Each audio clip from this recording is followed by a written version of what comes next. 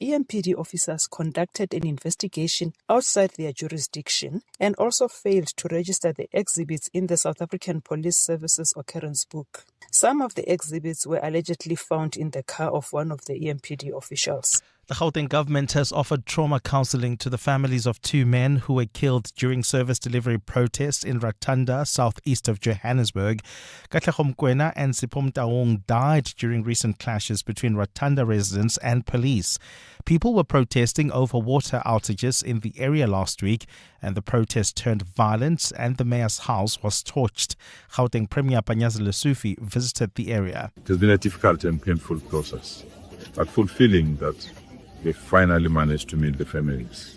No family deserves to go through this pain. It was extremely emotional, even to lock eyes and interact with families.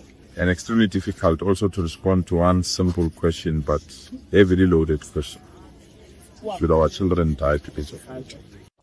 And hundreds of undocumented migrants from Zimbabwe and Malawi have spent another night out in the open after the Home Affairs Repatriation Centre in Cape Town closed its doors. The centre had been facilitating screenings for those wishing to return home following last Tuesday's protests against undocumented foreign nationals. There's still no clarity from volunteers working with the affected migrants on whether the city will provide a security presence at the site. Volunteer Mustafa Ngube says the situation remains unsafe, particularly for women and children. It's very, very bad because we've got women and small kids. You know, we've got children who are like 12 days, and everyone here slept outside and they had no blankets. And we had also a challenge of security. And Russia has attacked Ukraine's capital with ballistic missiles, sparking fires and killing at least 7 people. This is the second assault on Kyiv and its surroundings in less than a week. It comes as both sides increase long-range attacks, underlining the growing reach of the conflict more than 4 years after Russia's invasion. Ukraine has increasingly targeted energy facilities inside Russia and in particular Moscow controlled territory in recent weeks to weaken the Kremlin's war effort. Gold is trading at $4,166.68 an ounce. The rand is at 16.25 to the dollar, 21.69 to the pound, 18.58 to the euro. Brent crude oil is at $72.19 a barrel. And in the traffic, we've got delays on the N3 North between the Earlands Interchange and Van Buren Road. There's also queuing traffic in Spruitview along the N3 North. This is between Leondale Road and Heidelberg Road. And in your sport, the World Cup, Holland scored 2 late goals as Norway beat Brazil 2-1. The 10-man England fought to a 3-2 win over Mexico. At Wimbledon, the women's number 1 Aryna Sabalenka went down in straight sets to Naomi Osaka. And Charles Leclerc wins the British Formula 1 Grand Prix ahead of Russell and Hamilton. A fine day in store for Gauteng, Johannesburg, starting at 3 degrees, peaking at 19. Pretoria, 4 and 21. Vereeniging 1, -1, peaking at 21 degrees. The top story in EWN this hour. 2 Ekurhuleni Metro police officers are expected to appear in court today on charges linked to the alleged theft and sale of precious stones. EWN, in touch, in tune and independent.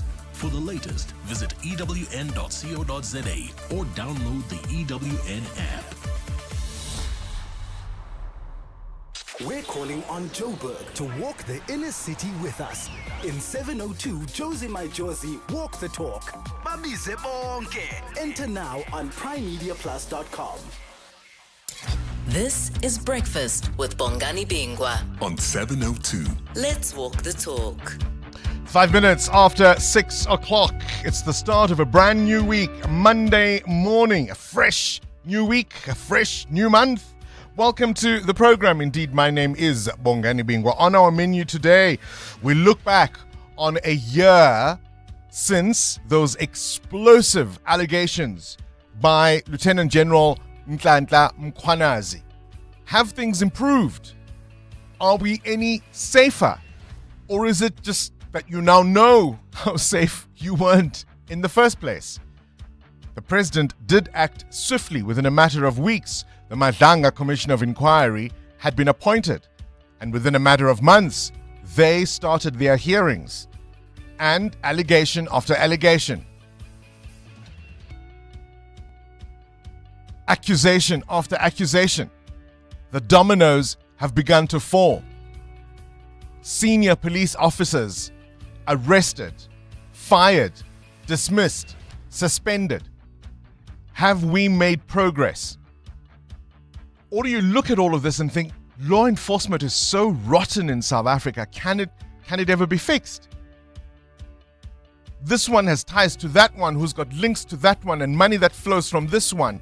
And it's just a cesspool of corruption. Can it be fixed? Jacob Zuma says one minister has shown South Africans the middle finger. How much more can we take from this man? Or should we strip him of all the benefits he retains as a former head of state? This is Breakfast with Bongani Bingwa on 702. Let's walk the talk. And we'll pick this one up after 7 o'clock. How's your neighborhood doing with refuse removal? Is it on time? Is it consistently on time? Or do you hedge your bets that Rubbish Day Thursday becomes Rubbish Day Saturday or even Monday? Is it collected on time every week? Last week, there were rumors that Pick It Up may not have any fuel left. Some of their vehicles have been grounded. Some are meant to be repaired.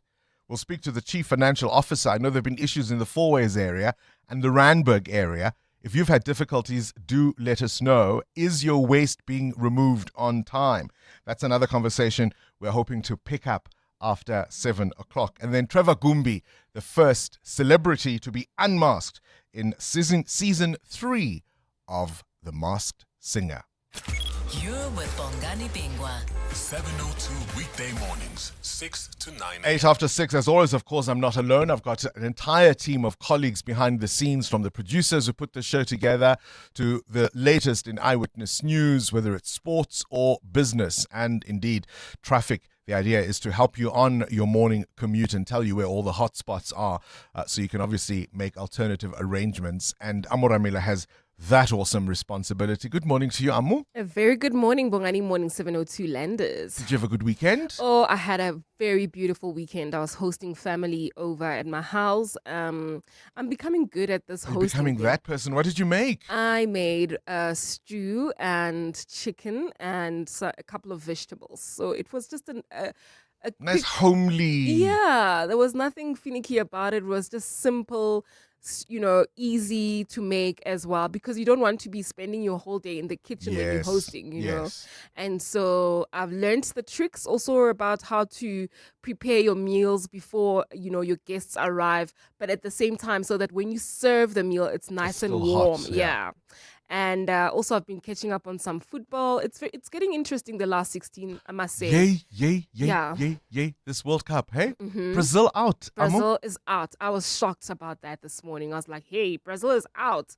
It's going to be quite an interesting one to see the rest of the tournament without Brazil in it. Mateo? And then there was Jude Bellingham. Yeah, no, he finally came to the World Cup. There was Jude Bellingham. No, he's had a couple of good games, but the goals weren't coming. And they came, I think, at the right time against Mexico. And, the English team was worried about going to the Azteca because of course, the altitude and whether they'll be able to play and keep up. They did their best and came out on 10 top. men? 3-2. 10 men? Yeah. It's been absolutely phenomenal. Did you have a good weekend? I had a great weekend. A lot of sports. I was couch surfing, really. I watched the box. I wasn't impressed, but we won. Maybe I'm expecting a lot from them, but it wasn't. Didn't look like a good game. So think of those big margin victories, where you're still not at your best. Yeah. Right? I would be worried if we'd performed exceptionally well, because I think there's obviously things to iron out, because we haven't played much rugby together in a while. We haven't played much rugby in a while. But for me, you have a not so amazing game, but the victory margin is still emphatic, and it really still shows how the Boks, I think, are ahead of everybody else. We're going to have to see what New Zealand can bring to the table, but just looking around, I think it's very easy to still see that Rassie is still ahead of the game as far as that is concerned. All right, I have a very simple question for you two. There's no shout out this morning. We're getting straight into it. It's been exactly a year since that really, really explosive press conference by the KwaZulu-Natal Provincial Police Commissioner, Lieutenant General Mkwanazi. Do you remember this? Further analysis of the chats indicates that Vusimuzi Kat Matlala is financially supporting the Minister of Police and Mr. Brown Mokhotzi's political endeavors.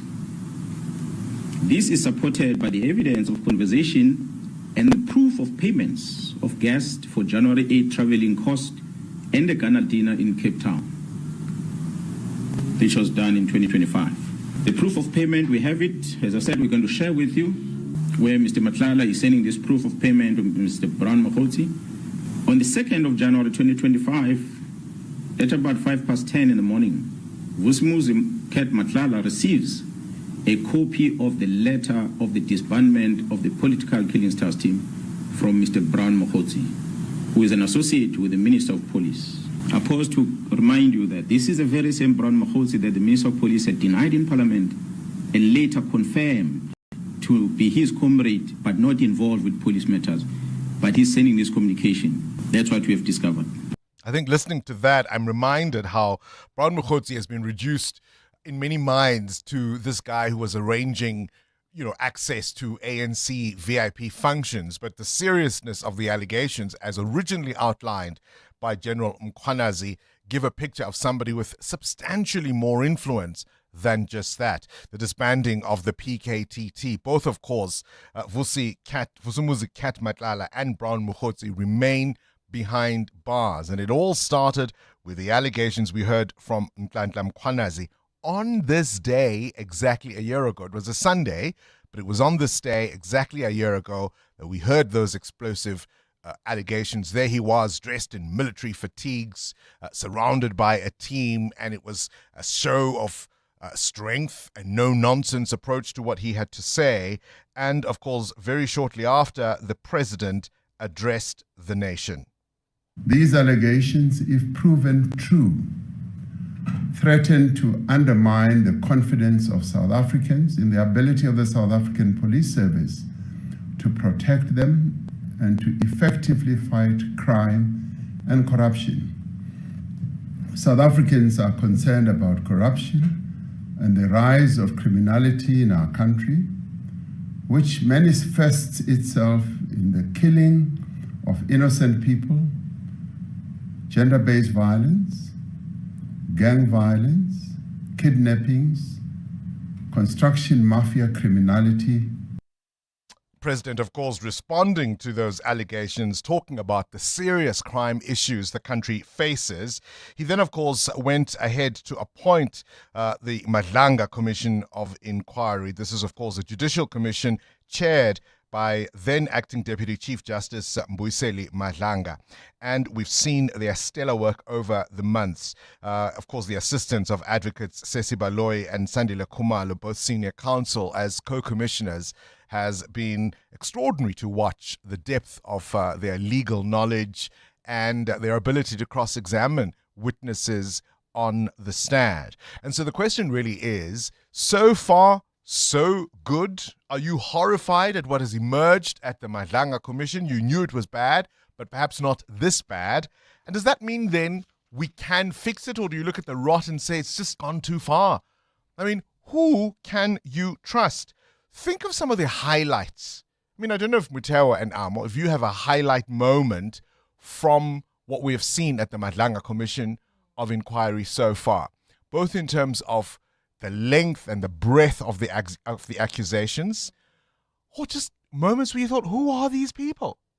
What is that moment that has stood out for you at the Madlanga Commission of Inquiry so far? And do you think the commission is getting to the bottom of it? I mean, we've seen many arrests since the commission started its work, and we've been watching as witnesses come forward. Very shortly thereafter, some action is taken. I gotta tell you, for me, when we had the Deputy National Police Commissioner, General Shadrack Sibiya, questioned about his interactions with one Sergeant Faninkosi and his alleged links to Vusumuzi Kat Matlala, this was probably one of the moments that stands out for me. Have a listen. Chair, I'm looking at the chair now. When you have a chicken or a goat and you want it to enter into this door and you're pushing it and it tries to go and you bring it here and try to reason you bring it here. Now, Commissioner Baloy put a fact, and as I tried to respond, she said, no. Then she goes and she goes. Then I tried to. Then you understand that she actually wanted me to enter into that one door. Remember when he said he's a chicken and he's a goat? Essentially, what he was saying there is that this commissioner has too much authority over him, and she's insisting that he goes through one particular door. She wants particular narrative. She wants him to concede only to one thing. That was a particularly interesting moment for me. This was the country's number 2 cop talking like that. When you have a chicken and a goat and you wanted to go through that one door. You know, it was the Vet Cook moment of the Madlanga Commission. Because remember the Vet Cook moment from the Zondo Commission, where the lady said, you know, the child next door bakes Vet Cook. You don't, you know, you support them. You keep buying oh gosh. Amomuteo, do you have a particular moment that has stood out for you so far? I think for me it was the water consumption of Julius Mkhwanazi. Because he had a few interviews before going to the commission saying that he knew nothing about blue lights and he can prove it. He was part of the process. That has never happened. But of course, that all changed when he got to the commission. I mean, he was sipping water at a rate I've never seen before. And that's been the funny thing. You think the commission is about to be over and one of the witnesses implicates another in a different province. And then they are brought in. Yeah. And then they have to remember their own parental lineage, right? Who's my mother? Who's my father? Was my mother my father? My mother. Do you remember this moment with Julius Mkhwanazi? These two documents that Mrs. Petunia Rofina Mkhwanazi was born in 1965. It is. Yes, you are correct. So you're making your mother 10 years older than you? Yeah. Yes, I will explain that. And you being her second born, so that would suggest her firstborn was born around when she was around the age of 8. You confirm that? He was born in 1974. Yes, I confirm that. And you confirm that is true? Yes, I confirm that. That you were born of this lady, the late Mrs. Petunia? Yes. How do you explain the fact that your mother is 10 years older than you, according to you? When you say you were born, something else. She's my stepmother. She raised me since I was 8 years. No, so since I was 8 years or 7 years old. She's married to my father. I was staying with my father in Granny. When I was young, doing grade 1 or it's something like the grade 1 or grade 2, she became the wife of my father. Then she raised me up until her death. But earlier, of course, he said he was born of this woman, which is why the evidence leader says, well, how do you explain that she would have had you at 10 years old and your brother at 8? And only then does he say, and she says, do you confirm that this is true? He says, yes, it is true. You were born of this lady, yes. How do you explain? Oh, no, she's my stepmother. Your highs and lows of the Madlanga Commission so far. And are you confident that it's actually getting to the bottom of the rot that Nhlanhla Mkhwanazi was talking about? Are you optimistic that we can clean up our law enforcement? Morning, Bongani. Bongani talking about commissions. Yeah, Madlanga is biting. But where is Zondo? What happened to Zondo Commission? Morning, Bongani. Hope you had a good weekend. Looking forward to the show. Points of discussion. Also, just to note, the Madlanga Commission task team or task force has been a key differentiator in terms of the effectiveness and the results outcome of the Madlanga Commission in comparison to the Zondo Commission. I'd also be interested to hear whether there were any specific task forces that were established in response to previous commissions. It would be an interesting point of discussion. Also, I'd like to hear the update on the court action and matter relating to the interdict initiated by the president in the respect of the impeachment inquiry. Well, all of that, of course, will be revealed as it unfolds. I mean, that's a process before the courts. I'd imagine the courts will tell us what the latest is on that interdict. The Zondo Commission, it made its recommendations. There was the report. Ask the NPA, why have people not been charged? It's a good question. Let's walk the talk. 702. And talking of good questions, Muteo Haripa, you've got one of your own? Yeah, I want to know this morning, having a little fun, what social media trend have you tried and what products have you bought because they were trending? I've been trying Substack. I'm trying to get into it. I'm trying to understand how the it articles, works. yeah? Yeah, this is the one where you're not apparently meant to be doom scrolling, but it's the one for the clever people. So I'm trying Substack, but I invariably find myself back to the other ones. You like your doom scrolling. So I haven't quite got the hang of it, but I'm trying it. Almost something you bought or a trend you followed? I like those exercising hacks, like where they would show you how to, get into your fitness levels once more.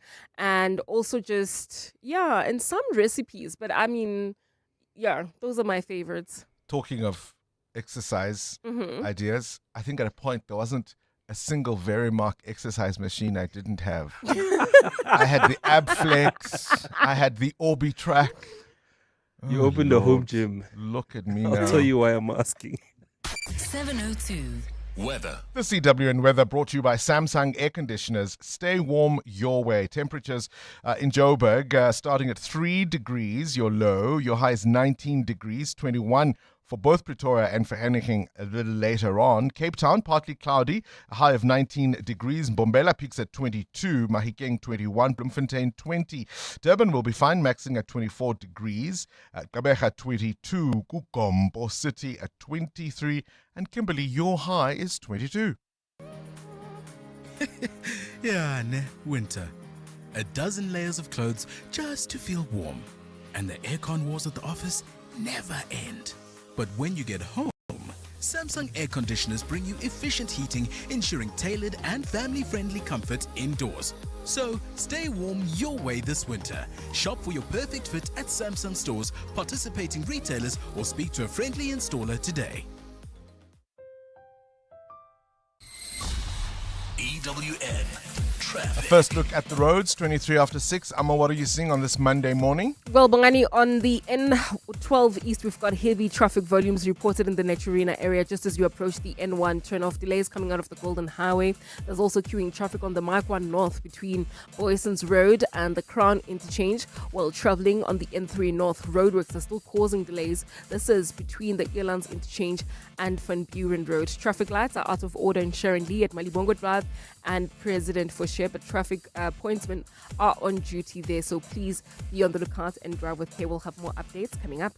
There's more EWN on air, online, and on the EWN app. Morning, Bongani.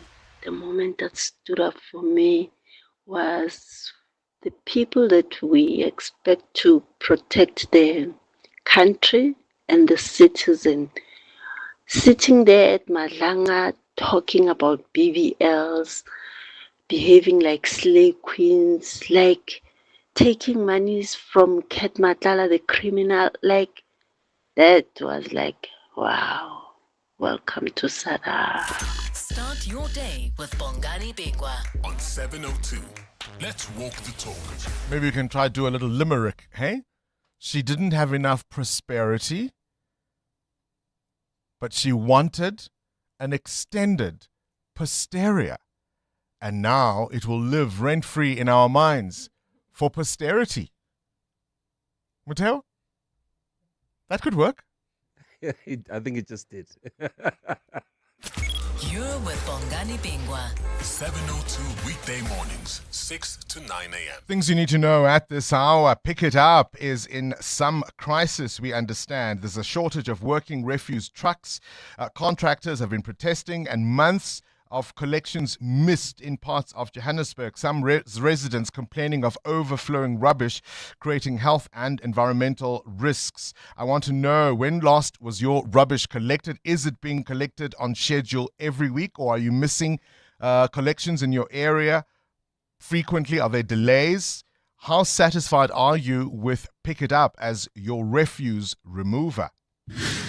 So, of course, as I said earlier, 1 year after his explosive July 6 media briefing, and Ntlanhla Mkhwana, as he says, he has no regrets about exposing political interference and corruption within the police. He says it was his duty. A year later, are we better off or worse off, do you think? Over the weekend, Iran holding mass funeral ceremonies for its late supreme leader, Ali Khamenei, with millions expected to attend. A key talking point, of course, was the absence of his son, Mujtaba Khamenei, which has fueled speculation about his condition and how he is doing. The funeral comes amid a fragile Iran, US, Israel ceasefire. Senior Iranian leaders, including President Masoud Pezeshkian, attended the ceremony while mourners chanted anti-US and anti-Israel slogans. We'll hear more from Adam Gilchrist in The Worldview.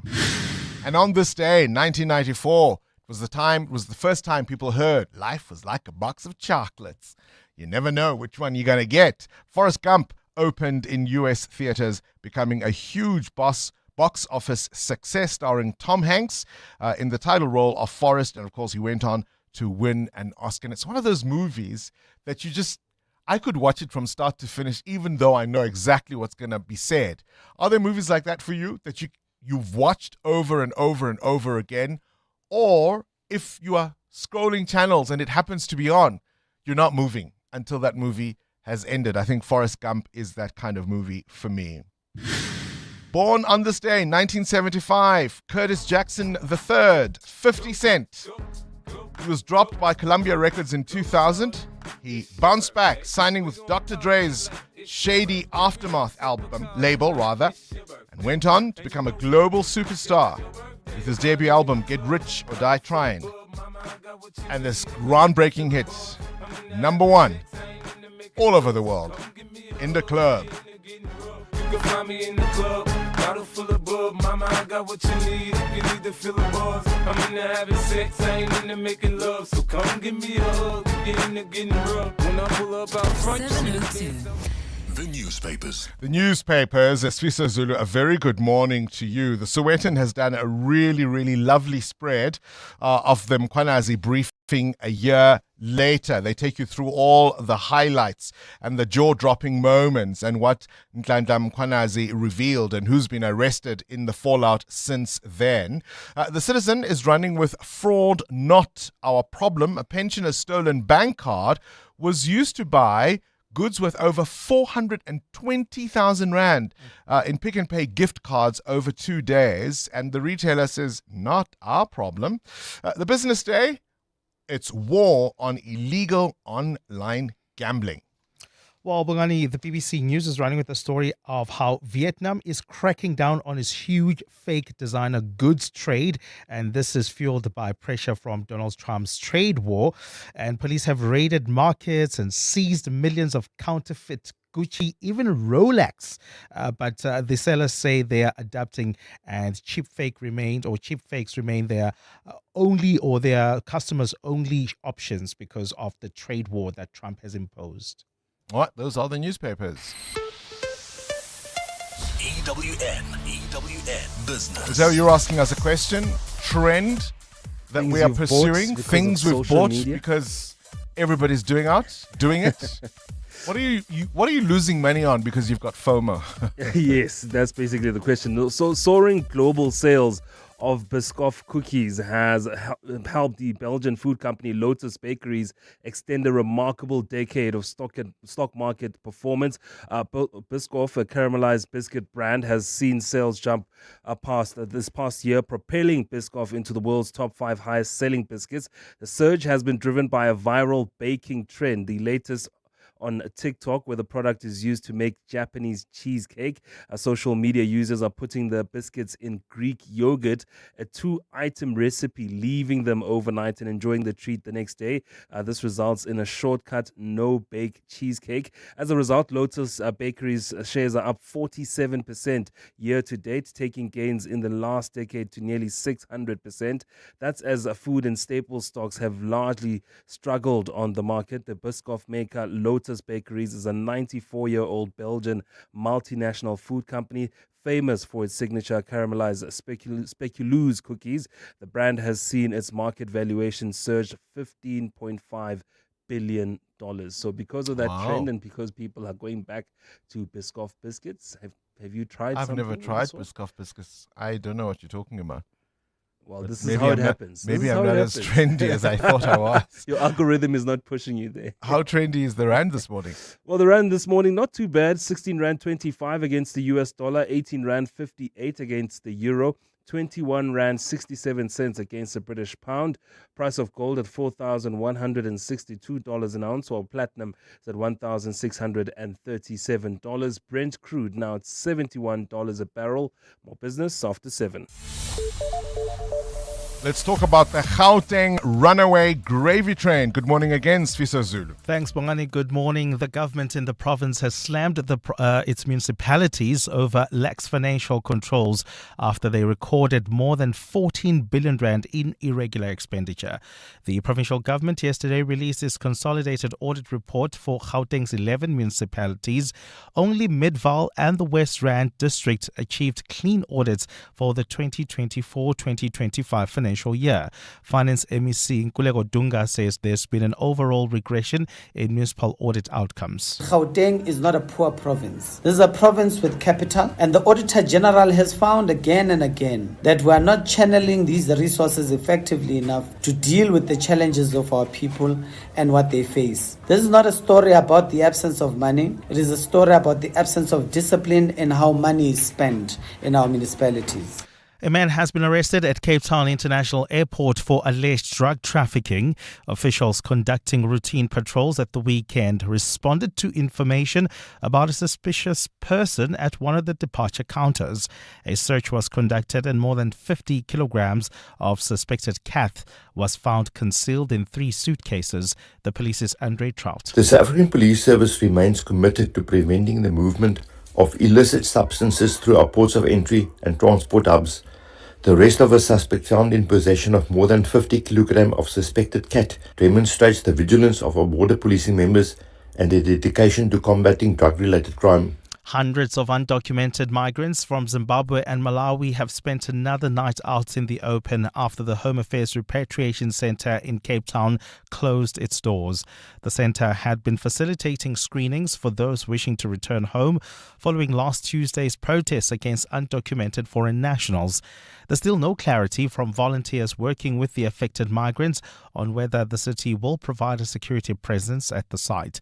Volunteer Mustafa Ngube says the situation remains unsafe, particularly for women and children. It's very, very bad because we've got women and small kids. You know, we've got children who are like 12 days, and everyone here slept outside and they had no blankets. And we had also a challenge of security.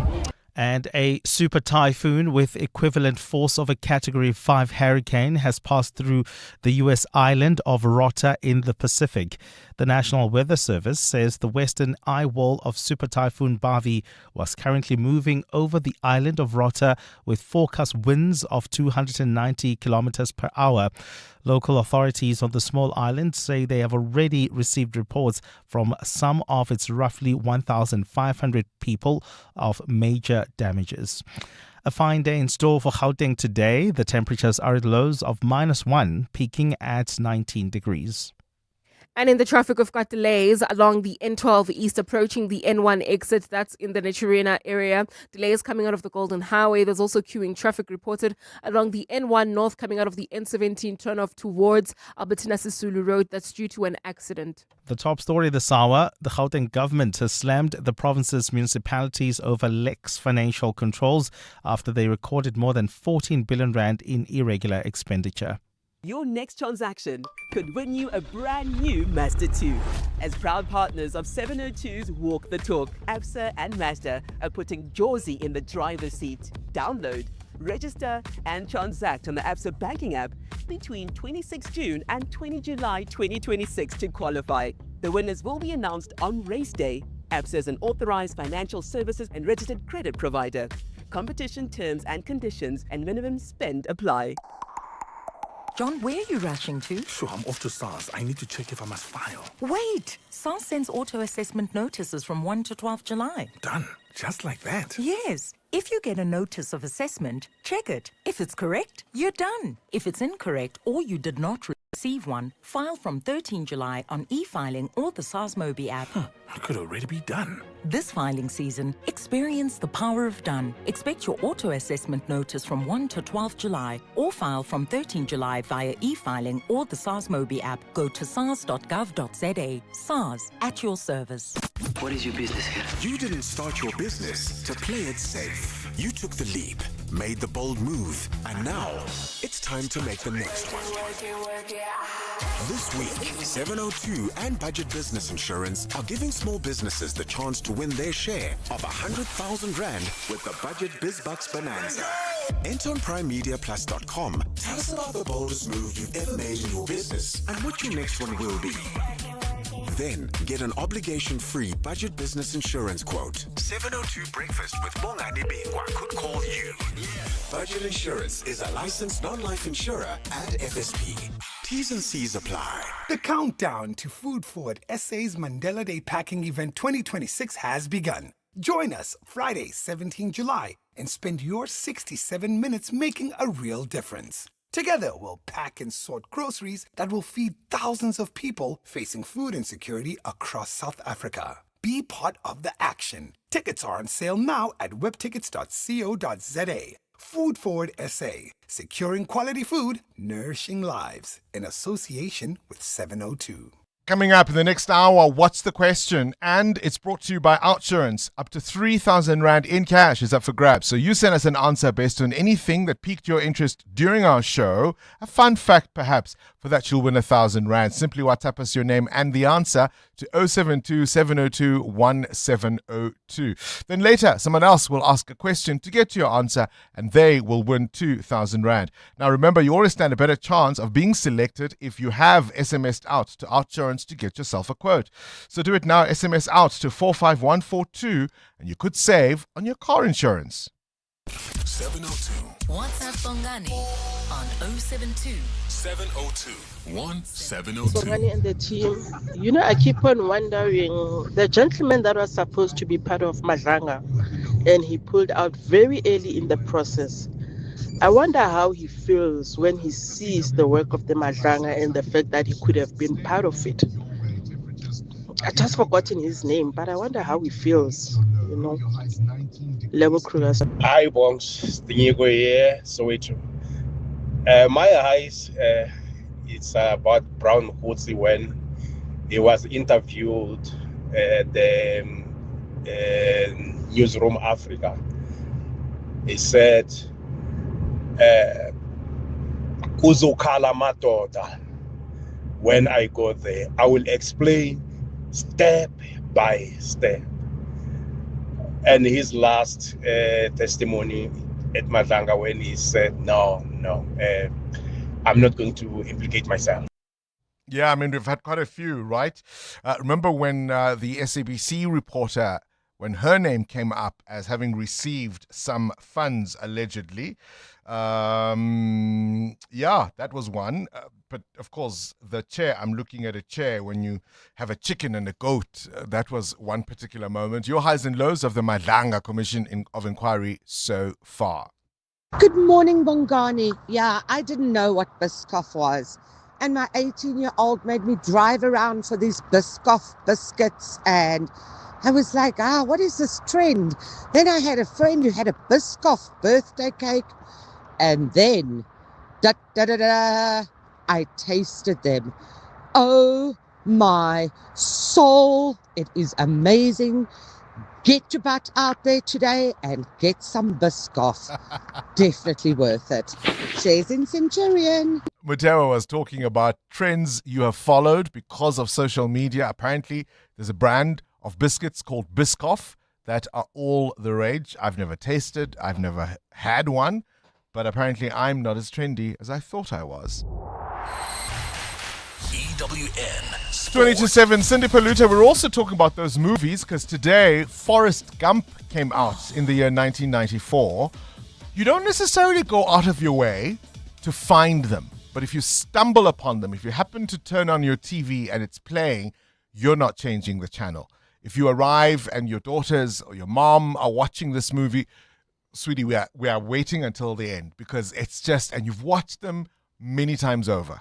I get like that with animation. I love animation. I love Disney. I love that kind of thing. So I generally like to, if there's no live sport on, then I'll go to 101, 103, 104, 105, those movie channels on the DSTV, and I'll start there, and then I'll go through and hopefully come across. I'm always hoping there's some animation and I stick it on. I just love it. And it doesn't have to be something you've seen from the start, right? For me, Enemy of the State with Will Smith and Gene Hackman. That's certainly The Fugitive. Not Con Air. What's the other one? What's the one with Air Force One? Air Force One. Oh, thank goodness you didn't say snakes on a plane. No. Air Force One, get off my plane. I tell you what, a movie English fans could watch over and over and over and over again is last night's game. This morning, absolute drama at the FIFA World Cup. A 10-man England fighting to beat Mexico 3-2. Bellingham had England 2-1 up at halftime with both goals. After the break, Quinza was controversially shown a red card before Kane and Jimenez scored a penalty each to leave the final score 3-2, sending England to the quarterfinals where they'll face Norway.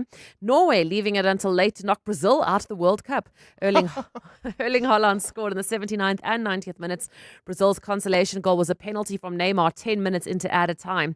Earlier, Brazil's Guimarães had a spot kick saved. For Haaland, he's now scored 7 goals in 4 World Cup games. I feel quite good after scoring 2 goals against Brazil and winning 2-1 against them. I've said it before now, but I think we are changing the nations. We've been growing balls now over time on playing football. I think the way we play today shows that Norway is a fantastic football team, and that we're actually one of the better teams in Europe and in the world. Norway will play England on Saturday night at 11 p.m. At Wimbledon. Arina Sabalenka is out, losing to Osaka in straight sets 7-6, 6-2. Here's the world number 1. Well, obviously I'm not happy with the way I played, but she overpowered me. I feel like it was incredible level from her. I tried my best, and unfortunately not this year. Osaka through to her first quarterfinal at Wimbledon, and she'll play Mokova, the other quarterfinal, Goff against Pegula. Novak Djokovic has now won a men's record 106 singles matches at Wimbledon after beating Safiullin in 4 sets to set up a quarterfinal. With the third seed Augiela Sinner got a straight sets win. He plays Struff in the quarterfinals. Charles Leclerc won the British Grand Prix ahead of George Russell, with Lewis Hamilton third. Antonelli's championship lead's been reduced to 25 points. Antonelli, who struggled with his front left wheel shield twice, had to go into the pits and crossed the line in 9th. He was demoted to 16th after he was given a 5-second penalty for breaking circuit limits too many times. Max Verstappen crashed out in the closing stages. Australia, the Women's T20 Cricket World Cup champions. They beat England by 7 wickets. And at the Tour de France, second stage was won by Isaac Del Toro, who beat reigning champion Tadej Pogacar.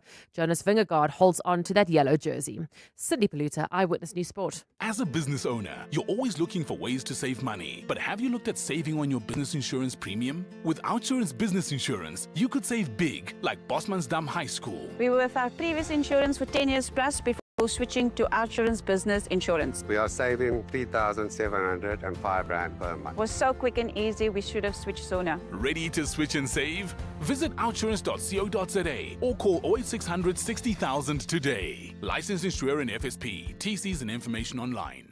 Are you ready to take the next step in your professional development, but not sure where to start? Join Wits Business School's virtual open day on Thursday, 16th July at 5:30 p.m. and you might discover the program that's right for you. Whether you're considering a postgraduate diploma, a master's or executive education course, Wits Business School doesn't just educate. They transform lives and careers. Get all the information and inspiration you need to take your next step. From the comfort of your home. RSVP now at wbs.ac.za. Wits Business School, sculpting global leaders. Hey guys, this is Robert Marawa, Hollywood Bet's brand ambassador. Playing responsibly is part of the winning strategy. Make smart choices and continue to score. If you or someone that you know needs help, call the South African Responsible Gambling Toll-Free Counseling Line on 0800 006 008 or WhatsApp help to 076 675 0710. Hollywood Sportsbook is a licensed betting operator. Hollywood Bet supports responsible gambling. No persons under the age of 18 years are permitted to gamble. Winners know when to stop. The brainy kids of the Whiz Quiz on 702. Hi, my name is Wunzi. I am 12 years old. I'm in Tapo Christian School and I'm ready to play with Uncle Bongani. 702. Coming up at 7:15, the big interview. EWN Traffic. 14 to 7, the CWN traffic brought to you by Outsurance. SMS out to 45142 now. And you could save on your car insurance. If you don't, you can ask them for 500 Rand. There's a crash on the M1 North. Amo? That's correct, Bongani, in the Houghton area, right near Houghton Drive. It's causing heavy traffic volumes coming out of Empire Road. There's also queuing traffic reported on the N3 North between the Yelands Interchange and Van Buren Road. Roadworks are causing these delays, so please be on the lookout there and approach with care. Then if you're traveling towards Bedford View, unfortunately, we've got another accident reported. This is on the N12 West, right near the Kiluli's Interchange. Delays coming out of Craft Road as well as Edenville Road. So that's on the R24 as well as the N12. So please be on the lookout there and drive with care. If you want to avoid this backlog, you can still use the N17 West through Boksburg. We'll have more updates coming up. There's more EWN on air, online, and on the EWN app. Clever excuses for being late. Number 91. The lift looks suspicious, so I had to take the stairs all the way up. Fortunately, with the Outsurance pointsman on the roads, you no longer have to come up with creative excuses for being late. The Outsurance pointsmen have been easing traffic congestion so we all get to where we need to be quickly and safely for the past 20 years. With Outsurance, you really always get something out. In partnership with 702, Outsurance is a licensed insurer in the FSP. Yes! It's Decofern's birthday sale. So, with 15 to 40% off and more, then technically, this $12.99 Josie dining chair is $17.94 free. Free? Honey, that's not how maths works. It's birthday maths. Celebrate our birthday in-store or at decofurnsa.co.za with 15 to 40% and more off absolutely everything. Decofern birthday maths. Don't question it, just save. T's and C's apply. At Specsavers, we're committed to offering affordable and professional eye care. That's why we're offering 1,500 Rand worth of savings with our winter promotion. Get a free frame up to the value of 1,500 Rand or use the 1,500 Rand on one of our leading vision enhancements, like Climate Eyes, which automatically adapts to changing light. To qualify, simply purchase a comprehensive eye examination and prescription frame and lenses. Affordable eye care, Specsavers. T's and C's apply. Outsurance can't improve your karaoke skills, but they could improve the car insurance premium you currently pay. SMS out to 45142. Get a quote today, and if Outsurance can't save you money on your car insurance premium, ask for 500 Rand cash. Make that 1,500 Rand if you've been claim-free and with the same insurer for 3 years. Get a quote and get savings or cash. Either way, you win. SMS out to 45142.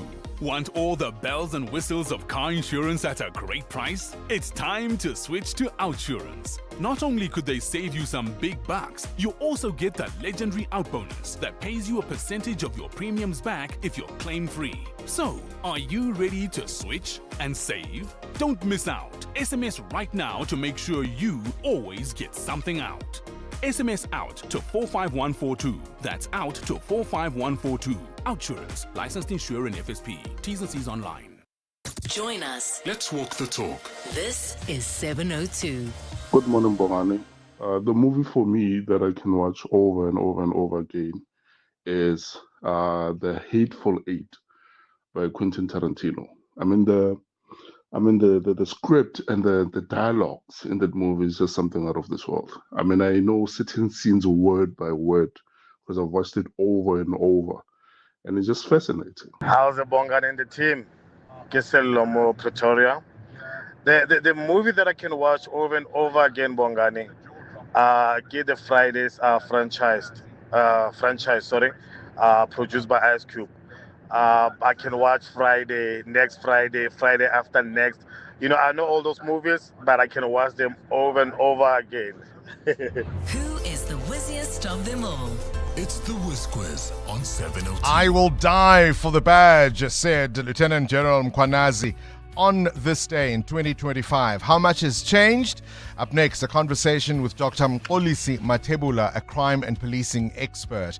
But in the meantime, Hunzi is 12 years old and wants to be a doctor. Today's contestant for the Whiz Quiz. Khonsi, good morning. Good morning. I'm told you want to be a doctor. Why do you want to be a doctor? I want to be a doctor because I want to help all the people. You want to help all the people. I can save people from all dying. Well, I'm going to need you to speak up a little because I'm battling to hear what you are saying. You want to help all the people so that what can happen, Khonsi? So I can help all people in need. Help people in need. All right, that's a good enough reason. Let's see if we can help you with the Whiz Quiz. KG, start the clock. How many hours are there in 2 days? Is it 48 hours or is it 24 hours? 48 hours. Correct. True or false? A tarantula is a kind of spider. Yeah. Correct. What do we call the small plate that comes under a teacup? Pass. A saucer. What color cricket ball is used in T20 international matches? Orange. It's white. Complete the saying, every dog has its what? Every dog has its day. Correct. Which lion cub becomes the king in the movie The Lion King? Pass. Simba. Which word is a verb, over or drive? Drive. Correct. True or false? The American president's plane is called Air Force One. Pass. That's true.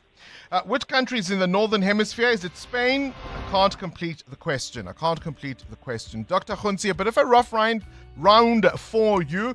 You walk away with a modest 400 Rand. I do want to remind, by the way, our contestants, when it's true or false, pick one option. One of them will be right. Don't just pass. If it's true or false, you've got at least one option. Make a guess. It could be one or the other.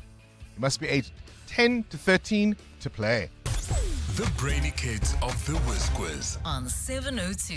Current events, developing stories, Tough questions. your voice making a difference.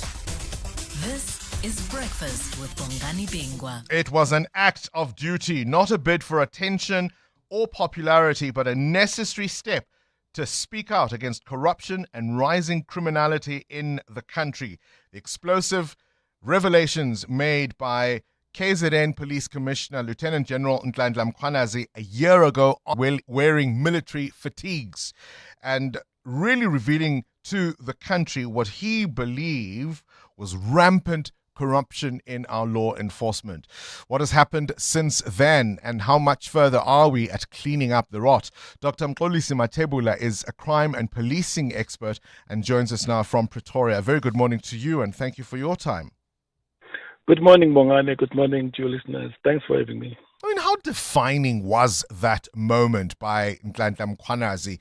The uniform that he was wearing, surrounded by a number of officers who were also in military fatigues, and of course, the substance of what he had to say. It was a show of force. He knew that what he was going to say, we were going to be shocked. So he wanted to make that statement so that we take it very serious. The rot in the SAPS is too deep, Bongani. Not only in the SAPS, in the criminal justice system.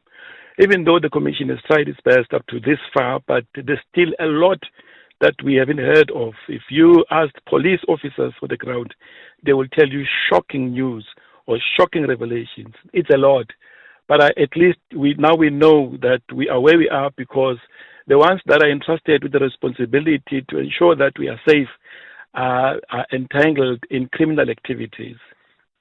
One of the explosive things that he said in that presser was how there was this big five, these cartels that were running things behind the scenes, pulling puppet strings, if you will. And although much of the Madlanga Commission has focused on specific details, be it, the blue lights, for example, at the Ekurhuleni Metro Police Department, or creative accounting in Tshwane, and so on, that picture of these drug cartels, these organized crime syndicates being involved in criminality with law enforcement, that has yet to emerge quite as strongly as Mkhwanazi put it. Do you agree? Certainly, Bongani. We are still struggling to get to the big five as we were told. But at least now we know there are certain individuals who are within the SAPS that are in cahoots with criminals, precisely those who are involved in drugs. We've seen what happened in Potchefstroom, where drugs disappeared. The general was in charge. We've seen what happened in Eratin, where also drugs disappeared, and a general also arrived at the crime scene.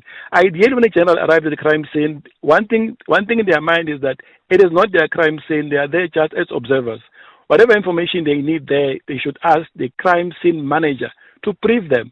But when a general arrives, as we're told in Eratin, that general can't arrive and started giving instructions. That was very wrong.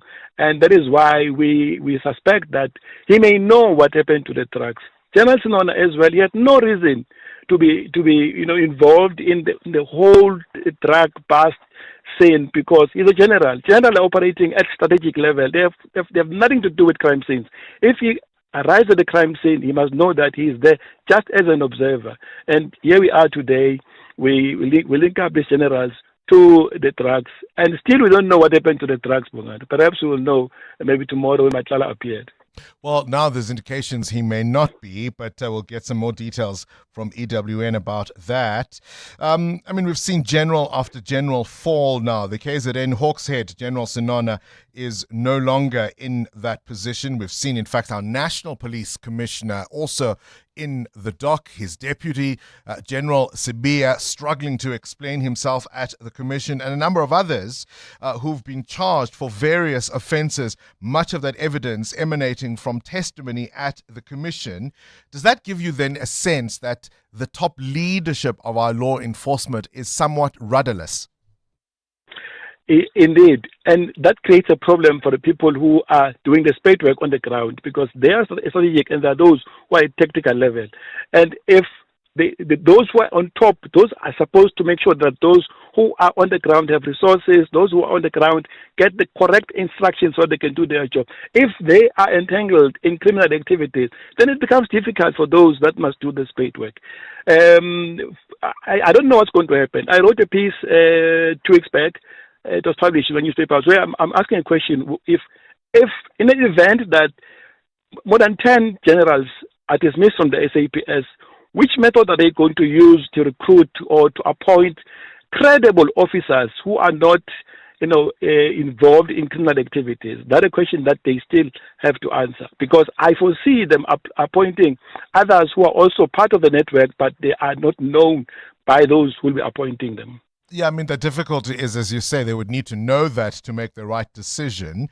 Overall, when all of this is said and done and the dust is settled, what would reform look like to you? There's quite a lot that will need to be done in the SAPS. The manner they recruit police, their policies will have to be reviewed. Their skills retention policies will have to be reviewed. It's quite a lot. And again, the top structure is bloated with generals, and I don't think it's necessary. There's too many generals, and where you have too many people who are in charge, some of them don't even know what they are doing on a daily basis, but they are there earning a very fat salary. So that also will have to be relooked, and the restructuring will have to take place there on top. But again, people who are fit for purpose must be appointed to be generals in the SAPS, because currently political appointments have messed up the entire SAPS. Gosh, and Ndandla Mkhwanazi himself, for many, he's one of those who is seen as somebody who can't do any wrong. You can look at how criminals who have taken on police officers in KZN have met, their end, as it were. You can look at, of course, that press conference as one bit of evidence, but also, he's a mixed character, isn't he? He tried to muzzle the media. What are your thoughts on him? Is he a hero? Is he somebody we should thank? No, we can thank him, but I don't think he's a hero. For instance, I've always maintained that in the SAPS, they are groups. For instance, IDEC issued a warrant of arrest against General Kumalo and General Matondo to report at Brooklyn Police Station. But General Mkhwanazi was there. There was no warrant that says he must be there as well, he could be arrested. But he was there. Why was he there? Because if you touch General Kumalo, automatically you touch General Mkhwanazi. So that on its own, it's not a good image as far as is concerned. He must just stay where he's supposed to be and do his work. Now he's been appointed as the commander of the organized crime task team. He must just focus on doing the right thing, but not to also try to bulldoze the media and try to... He can't fix everything in the SAPS. Yeah, indeed. Didn't he threaten that there might be blood? Appreciate your time, Dr. Mxolisi Matebola, a crime and policing expert. 7:02. Coming up, the big interview. Jacob Zuma in the news, in the headlines once more for the wrong reasons. I'll go back to the rape charges all those years ago. There was, of course, the arms deal, the cost to upgrade Nkandla, Gupta Gate. How much more can we take from this man? And is Pick It Up picking yours up? This is EWN. The Matlanga Commission hears more evidence of alleged police corruption exactly a year since Nhlanhla Mkhwanazi blew the whistle, and there's a call for justice after the deaths of residents at a service delivery protest. Good morning, I'm Sfiso Zulu. Today marks exactly a year since KwaZulu-Natal Police Commissioner Nhlanhla Mkhwanazi addressed a news briefing that shook the foundations of law enforcement in South Africa. The allegations of political interference and corruption have led to Police Minister Senzo Mchunu being placed on leave and the suspension of National Commissioner Fani Masemola and Deputy Commissioner Shadrack Sibia. Senior Crime Intelligence General Feroz Khan is among the people accused of wrongdoing during a massive Gauteng drug bust in 2021. Evidence against Khan is being read into the record at the Matlanga Commission, while his lawyers say he's lying in hospital after being shot.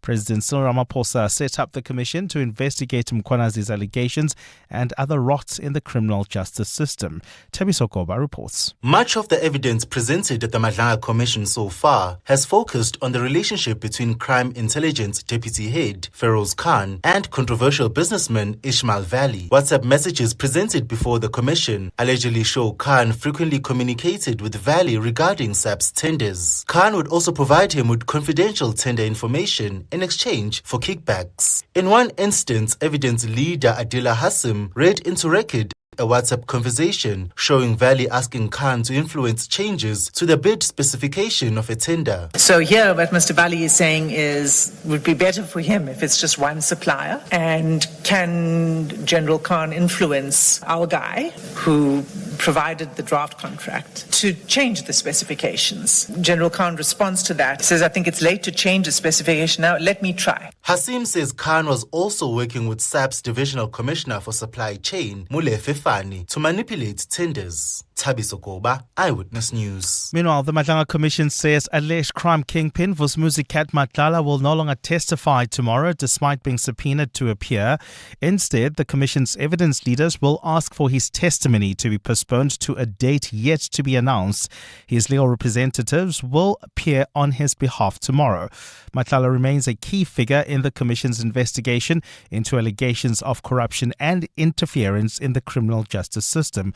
Kosikona Malinga Mnisi reports. Vusumuzi Matlala had been expected to give evidence on allegations surrounding a multi-million rand SAPS Health Services contract, his business dealings and alleged links to senior police officials, issues that have come under the spotlight during the Commission's hearings. The Commission has not disclosed the reason for the requested delay or indicated when Matlala is expected to take the stand. Matlala's expected appearance at the Commission follows a setback in court after his plea agreement with the state was rejected by the Pretoria Specialized Commercial Crimes Court last week. He had pleaded guilty to charges of corruption, money laundering and fraud linked to the 228 million rand health services contract awarded to his company Medicare 24 Tshwane District by the South African Police Service. Khona Malinga Mnisi, Eyewitness News.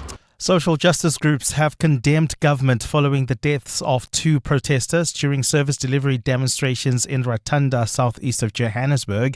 Residents recently were protesting over water and power outages. The demonstrations turned violent, with the mayor's house being set alight and clashes breaking out between protesters and police. 2 people were killed during the unrest. Siyafuna Sonke Action Campaign has called on Lesedi Local Municipality Mayor Mluleki Nkosi to to step down. Meanwhile, activists and Citizens Forum spokesperson Dennis Bloem says the fatalities could have been prevented if residents had received reliable basic services. Water is a basic right. The government must hang their head in shame that people are still losing their lives for water after 31 years into a democracy. We condemn this reckless action by the police. And the death toll from Venezuela's double earthquake has risen to 3,342. Updated official figures say that more than 16,700 people were injured in last month's disaster. Earthquakes that struck on June 24th toppled buildings in the La Guaira area north of the capital Caracas, and thousands are still reported missing. Gold is trading at $4,166.68 an ounce. The rand is at 16.25 to the dollar, 21.69 to the pound, 18.58 to the euro. Brent crude oil is at $72.19 a barrel. And in the traffic, we've got delays on the M1 South. This is just as you approach the double-decker section while traveling on the M1 North in the Harton area. We've got that accident. It happened right after Harton Drive. It was causing massive queues. Please be on the lookout there. There's also queuing traffic along the N12 and the R24 West between Edenville Road and the Gilulis interchange. And in your sport, England captain Harry Kane loses his voice after his side's dramatic 3-2 World Cup win over Mexico. We had to fight. We had to find something. And I've just been singing there. I can't really talk. But Norway stunned Brazil 2-1 to go through to the quarterfinals. Wimbledon's number one, Aryna Sabalenka, is out. She lost in straight sets to Naomi Osaka. And Charles Leclerc wins the British Grand Prix ahead of George Russell and Lewis Hamilton. A fine day in store for Gauteng this Monday. Johannesburg is at a low of 3 degrees, peaking at 19. Pretoria, 4 and 21. Freezing in Vereeniging with -1 and a high of 21 degrees. The top story in EWN this hour. Today marks a year since KwaZulu-Natal Police Commissioner Nhlanhla Mkhwanazi addressed a news briefing that shook the foundations of law enforcement in South Africa. EWN, in touch, in tune, and independent. For the latest, visit ewn.co.za or download the EWN app. Joburg is more than just a city. It's an energy that connects us all. That's what makes this one so special. In 702, Josie My Josie Walk the Talk, hosted by the city of Johannesburg. Enter now on primeMediaPlus.com. This is Breakfast with Bongani Bingwa on 702. Let's walk the talk. 8 after 7. So much mystery continues to surround the name of Vusumuzi Cat Matlala. This is a name, of course, that has become infamous in the last year. And once again, more speculation, no doubt.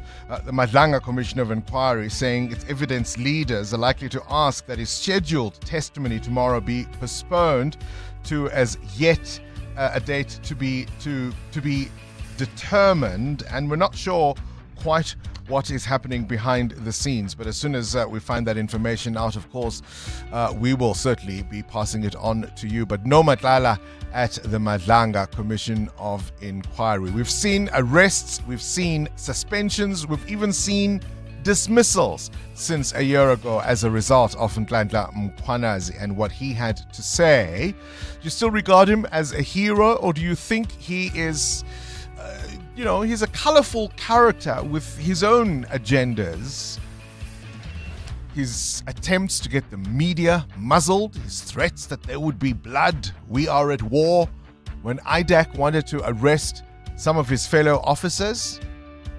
Is he a mixed character, or do you say, regardless of all that color, we're here now because he dared to speak up?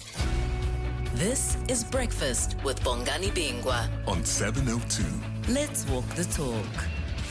10 minutes after 7 o'clock, there is a scandal brewing when it comes to the World Cup. I don't know if you've been watching the games, but the latest point of controversy is an American player, Folarin Balogun, who has now been told he will play Belgium after all. Remember, he was suspended after he got a red card playing against Bosnia-Herzegovina, and that decision FIFA has made without a detailed explanation. And now the Belgian Football Association, or the Belgian Federation of Football, has released a statement saying they are astonished by FIFA's decision to suspend his eligibility to play in that match against the US, which is going to be happening later on today.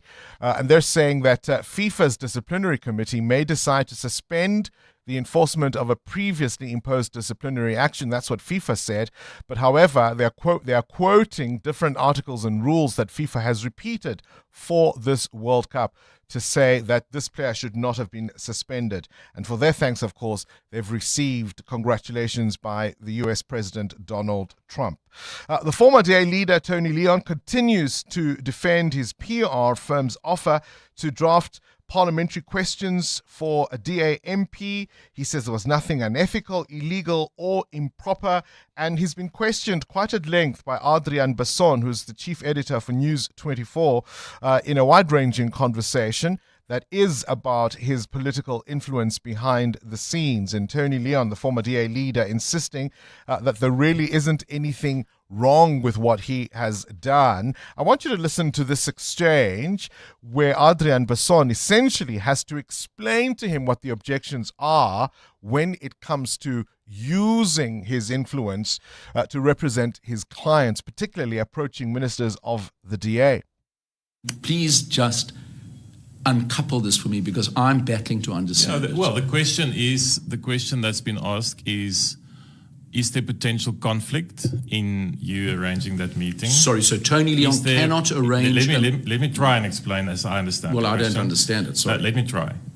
Is there a conflict in Tony Leon arranging a meeting with a DA minister after Tony Leon 2 years ago was involved in getting the DA into the GNU, after Tony Leon a few years ago was part of a review panel that led to a DA leader leaving? So Tony Leon still has power and influence in DA leadership, and that could affect the lives and professions and futures of a Solly Malatsi, for example. But he also knocks on his door to bring Starling to meet him. That is the question. Here we are. Now we're back to the Starling conspiracy. Tony Leon refusing to accept any responsibility as far as the questions that have arisen around his influence. I mean, he's really refusing. I mean, here's a word, potentate. I think that's the word, potentate. This is the powerful figure behind the scenes pulling the strings. And he says that's not who he is. But of course, you'll remember he was the one who headed that review panel that dismissed Musi Maimane, whom he later told us was an experiment gone wrong.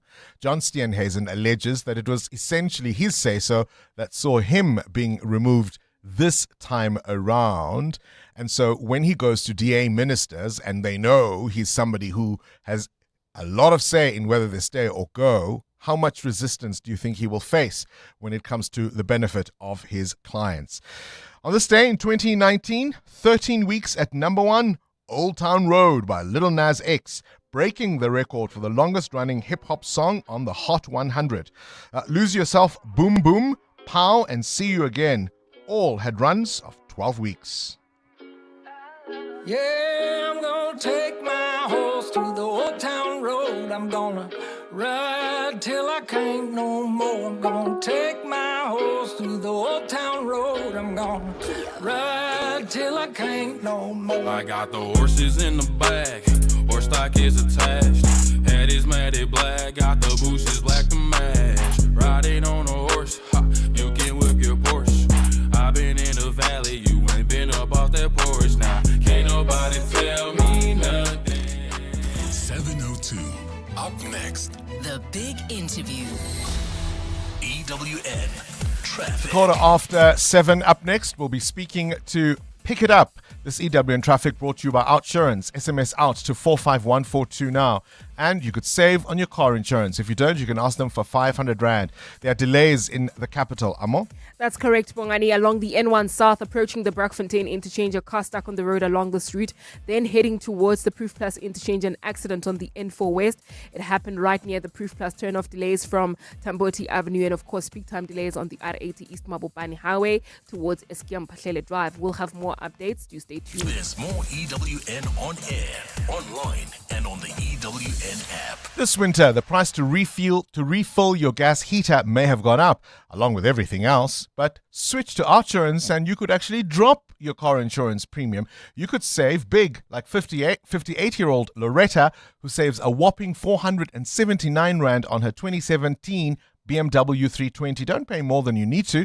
Get a quote to switch and save with Outsurance today. SMS out to 45142. Outsurance is a licensed insurer and FSP. 702. The Big Interview with Bongani Bingwa.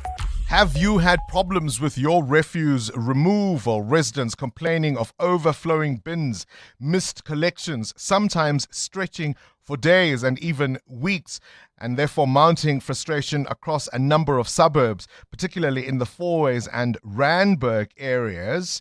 And at the center of it is the City of Joburg's refuse utility, Pick It Up. They're saying their fleet has had problems and they've had issues with contractors, many of whom, of course, are protesting over non-payment. So what is the latest? We'll pick up this conversation with Pick It Up Chief Financial Officer, Ritani Mantila. A very good morning to you and welcome to 702 Breakfast. Morning, Bongani. Morning to your listeners as well. Thank you very much for having me. All right, what is the state of Pick It Up's capacity to deal with Joburg's refuse collection at the moment? Bongani, we have experienced some challenges within our entity, especially on 4 depots. And those depots, as you have mentioned, one of them is Randburg, for us, which has been a high-risk depot in terms of stoppages and so on. So Randburg depot service 4 ways, part of Centen as well. Marlborough is also affected as well. And then we have 2 more road depot for different reasons, and Central Camp that service the northern south side of Soweto.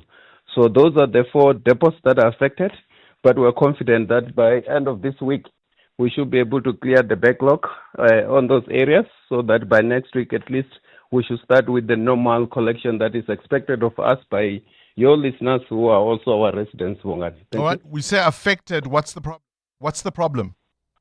The problem for Randburg mainly has been the casuals. We rely heavily on casuals to assist us with the collection.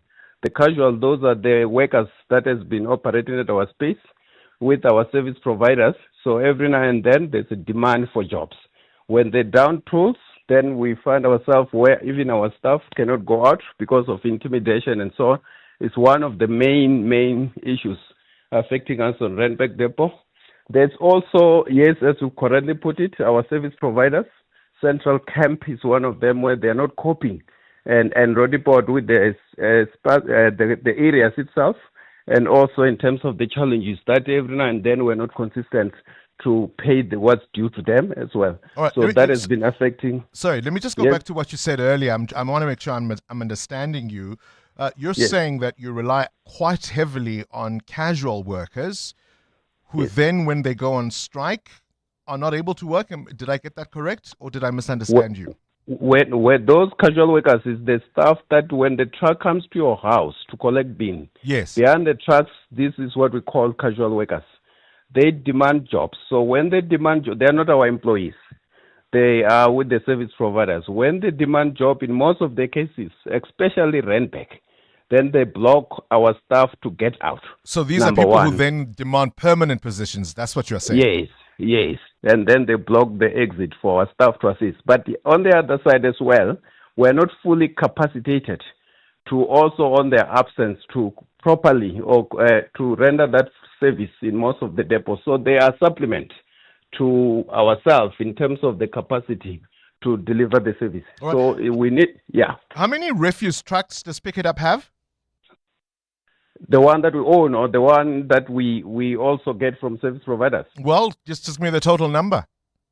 The total number is the combined, the one that we own and also the one from service provider combined. We are on the ground having 300 units that are running on a daily basis. All right. And how many are yours and how many do you get from external providers?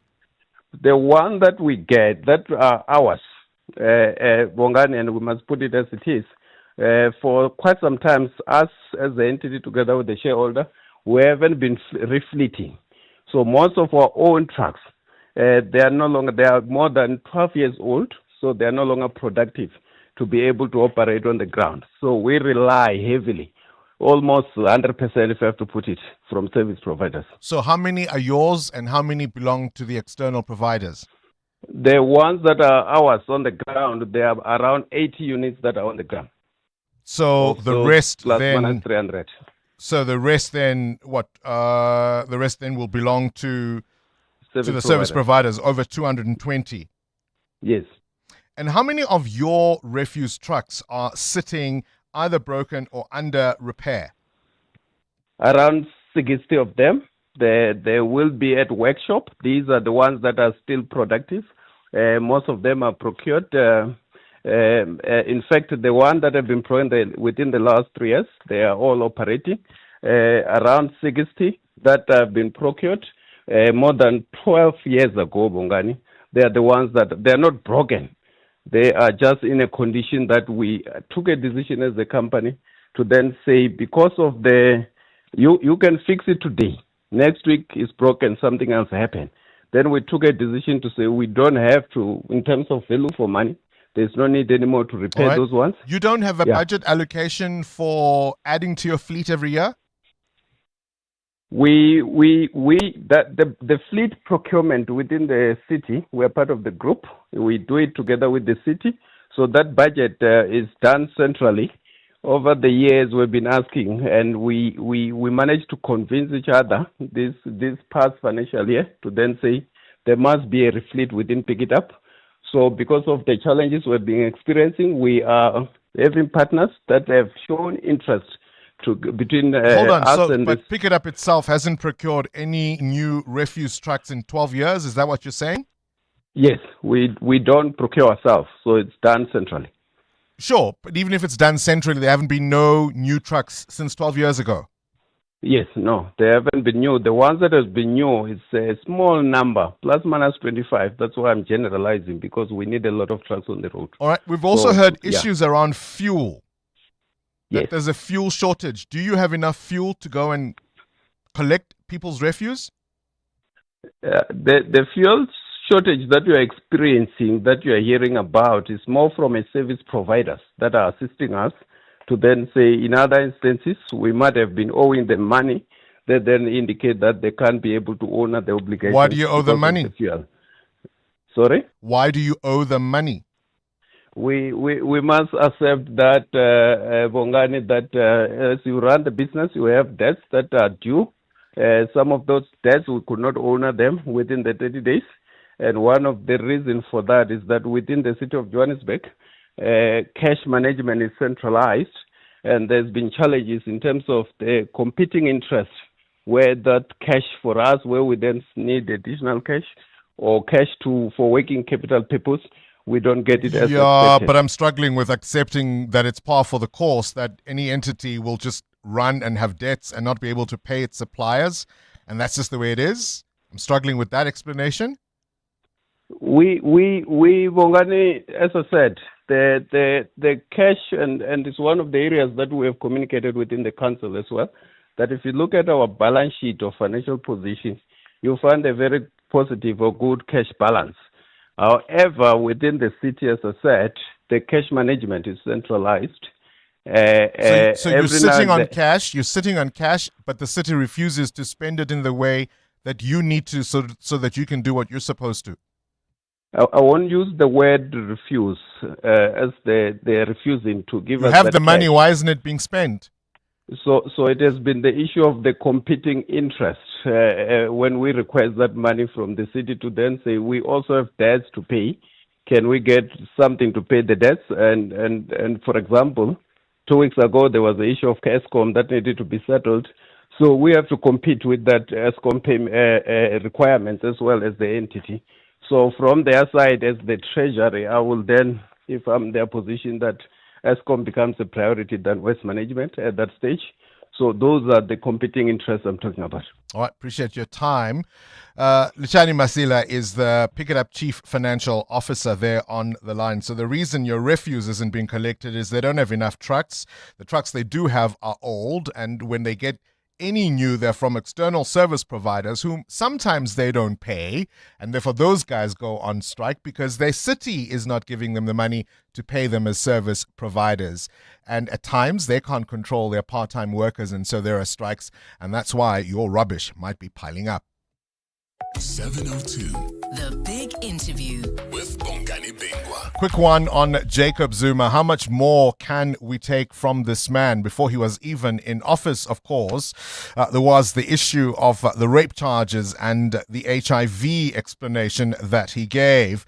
Then, when he was president, the costs to upgrade his Nkandla home, the Gupta Gate scandals, and so many others. Just last week, the former president having tea with an old friend. Dr. Kingsley Makubela joins us now, former diplomat and international relations expert. As always, I appreciate your time. There's been a conversation about whether or not Jacob Zuma has given us the middle finger, to quote one minister, and should he retain all the benefits he continues to enjoy as a former head of state. Your thoughts? Good morning, Bongani. Well, to change the privileges and the rights that are accorded to former heads of state is something that you need to really reform the whole institution that governs that. That's why. Whether he's giving the middle finger to the government by going to India, it's a totally different matter. I think what he has done, he has exercised very bad judgment in my own view. He should have been very circumspect to meet with the Gupta, knowing the furor it will create back in the country. So I think he really mismanaged that. Do you think it's a slip of judgment or, in fact, a deliberate provocation? Well, it's a visit to India is quite planned. It can be an accident that you met somebody. He met somebody unintentionally. I think going there, he knew he would meet them.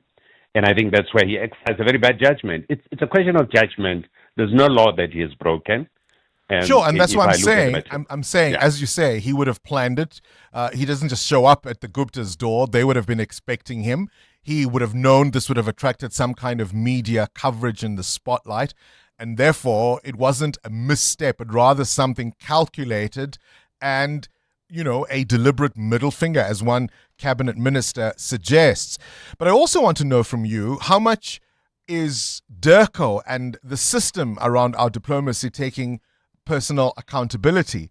Because I would imagine, the High Commissioner may be in trouble now, but is he the scapegoat? He would have sent a text or a message or an email saying, how do I receive a former head of state? Protocol would have demanded so, wouldn't it? No, he doesn't do that. He's been, Anil has been in the diplomatic service for many years. He knows the do's and don'ts. He knows that a former head of state who visits there, he has to extend diplomatic services to that head of state. It was part of his function.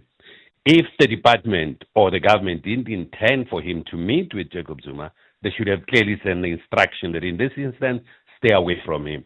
So he'd have acted within the instruction. But he acted within the rules, what is expected of him as an envoy in that country, and the privileges accorded to the president. Remember, President Zuma, that's what the minister said, they paid for his trip to go there. And they facilitated his documents and everything, so they knew he was going there. So they should have handled this totally different from Escota's side. To blame Anil for this is very unfortunate, because he's doing what he's supposed to do. Once again, he's caught us with our pants down, hasn't he? Dr. Kingsley Makubela, appreciate your time giving us some analysis on the furore around Jacob Zuma's visit to India. EWN. Business update now with Muteo Khoripa. The Chinese car maker is a Chery SA purchasing Nissan's Rosslyn plant. Yeah, Chery SA is buying Nissan's Rosslyn plant in Pretoria. The deal will see Chery take over the facility and other Nissan assets. Chery will absorb 800 of Nissan's former employees.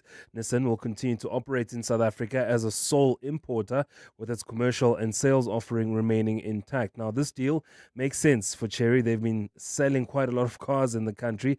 Chery has also promised to invest hundreds of millions of dollars in its new Rosslyn plant. The Chinese car maker will use the factory to initially produce the Jetour T-Series, which includes the T1, the JQ J5, and the Chery Tiggo 4 sport utility vehicles. The JQ J5 will be both internal combustion engine and new energy vehicle versions as well. So quite on top, eh? Yes. Chery. Yes, they're quite on top. Where's the rand? On top? Not as yet. It's quite flat this morning. 16 Rand 24 against the US dollar, 18 Rand 56 against the euro, and 21 Rand 66 cents against the British pound. Price of gold, $4,154 an ounce, while platinum is down 1% now at $1,633. Brent crude at $71 a barrel. More business after 8. Well, Sfiso Zulu, we spoke about Cherry being on top. These officers, I would say, are at the bottom. You tell the story. That's right, Bongani. Good morning. Police watchdog IPID is searching for 2 Ekurhuleni Metro cops accused of stealing and selling precious stones. The officers allegedly took the gemstones worth about 15 million rand from a property in Killarney, and instead of booking them into evidence, they sold them. It's alleged that in 2023, the officers with other colleagues raided the home without a warrant. IPID managed to arrest 2 other officers in connection with this crime over the weekend. Spokesperson Lizzie Shuping says the pair will appear in court today. The suspects face a charge of corruption because EMPD officers conducted an investigation outside their jurisdiction and also failed to register the exhibits in the South African Police Services Occurrence Book. Some of the exhibits were allegedly found in the car of one of the EMPD officials.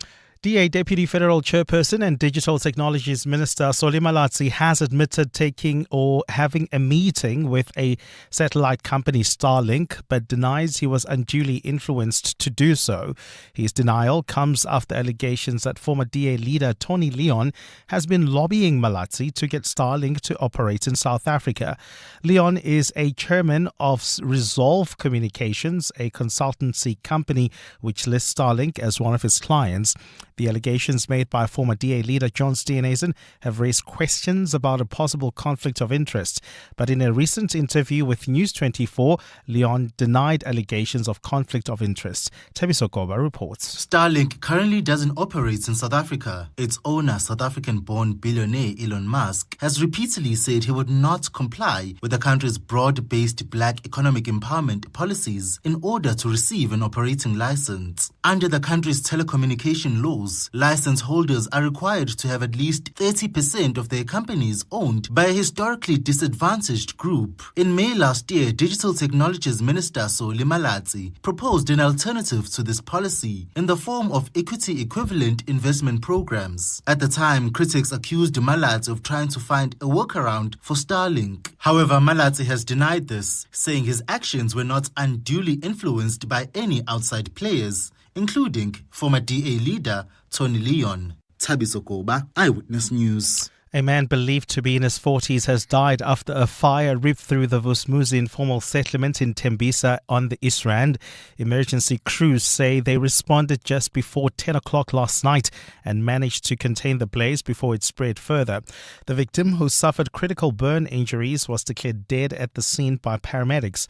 Ekurhuleni EMS spokesperson William Tladi suspects a gas cylinder caused the fire. Preliminary investigation led to liquefied petroleum gas cylinder, which was allegedly used from one of the bench shacks to be the cause of the fire. However, in-depth investigations is to be conducted by police and fire safety officers. Scene was handed over to the police officers for the scene rehabilitation and removal of the deceased. And a super typhoon with the equivalent force of a Category 5 hurricane has passed through the U.S. island of Rota in the Pacific.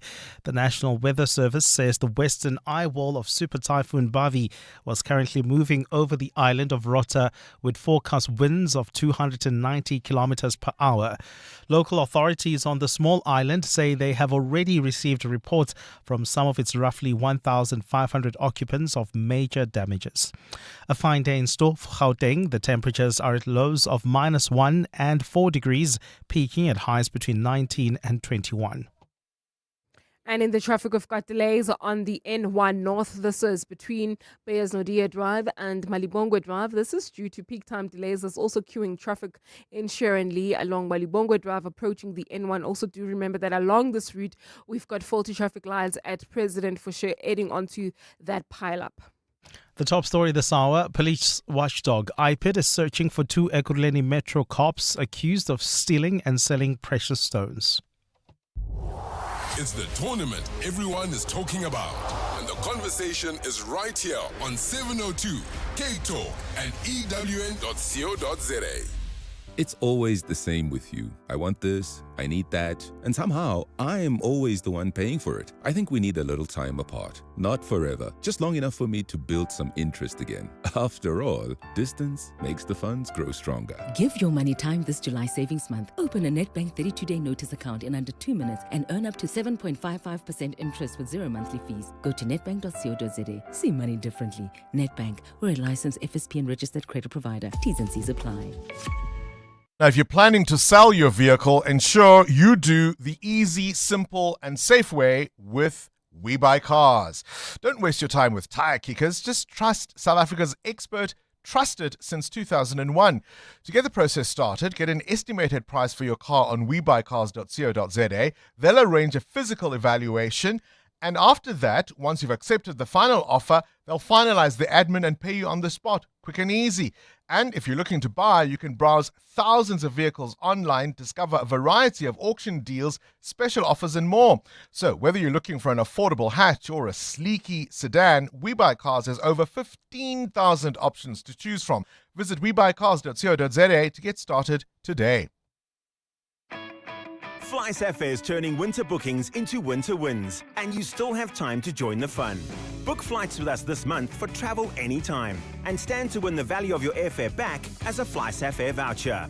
That means your money comes right back to you for a future flight with us.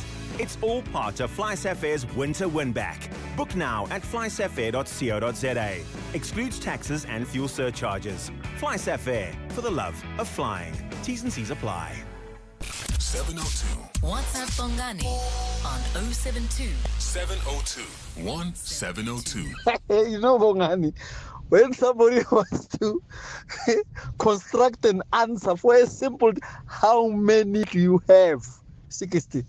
How many do you have? How many on the ground? So service providers are providing 220 trucks. The money that they pay the service provider, they can buy 50 more for themselves. Once again, pick it up like all these ANC cadre managed entities is a total and utter cluster, you know what. Absolute cluster, you know what. They have no idea how to run a piss up in a brewery. Hi, Pomos. Nabanwe government. They will say the obvious thing. Yeah, we said to ourselves, this is what we need to do. And we ask ourselves, can this be done? I pick it up. I have 60 trucks that are sitting. When the government, they like to explain this. Hi,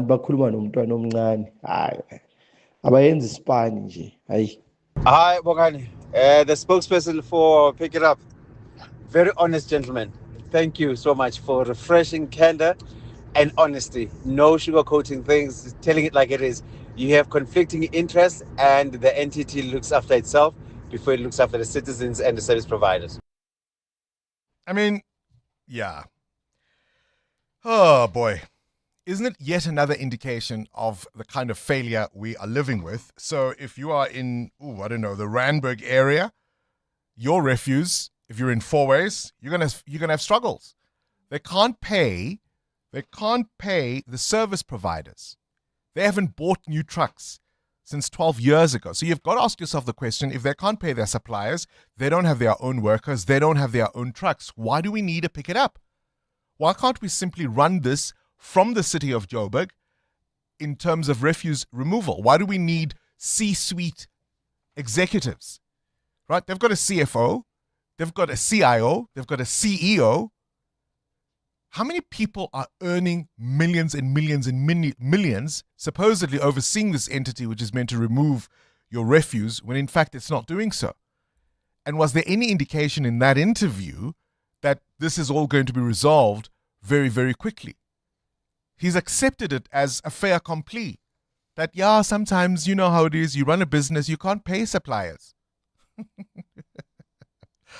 Or how many connected individuals are these service providers with fresh, spanking, brand new trucks for which they can charge lots of money.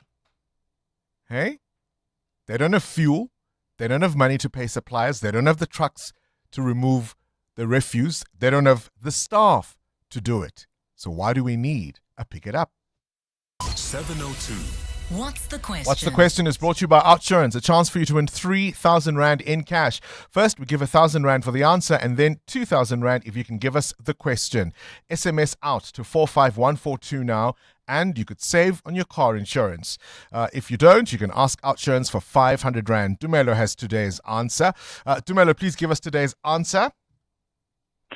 Good morning, Uncle Bongs and the team. Today's answer is 6 July 2025. And tell me, Dumelo, have you got yourself a quote from Outsurance?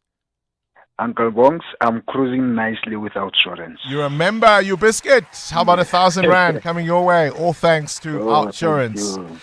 Fantastic stuff. Thank you, Dumelo, for that answer. 6 July 2025 is the answer. What's the question?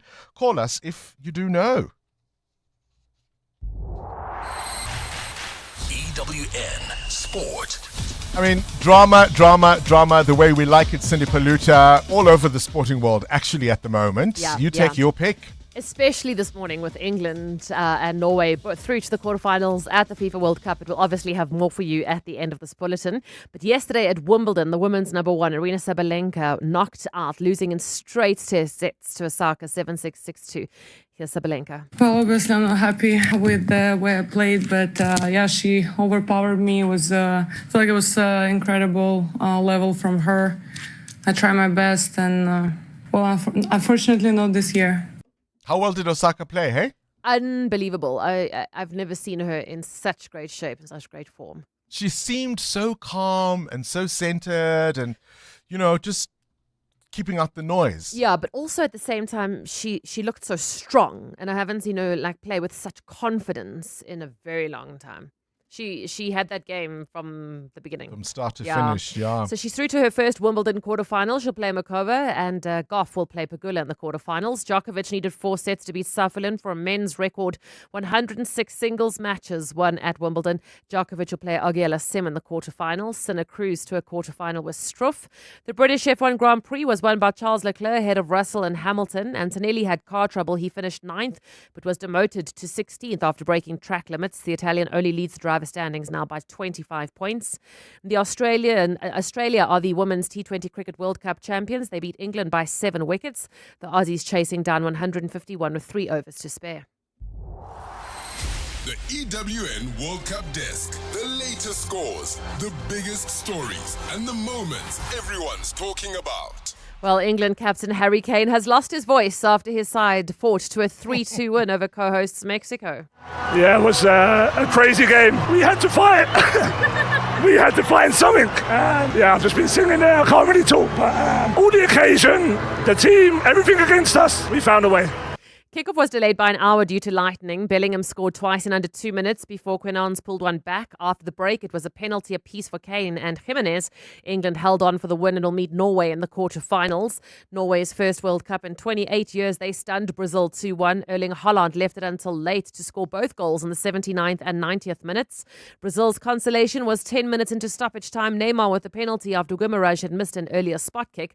Haaland says it's surreal to have scored 7 goals in this World Cup, to be level with Messi and Mbappe for the Golden Boot. It's a bit surrealistic to be in the moment.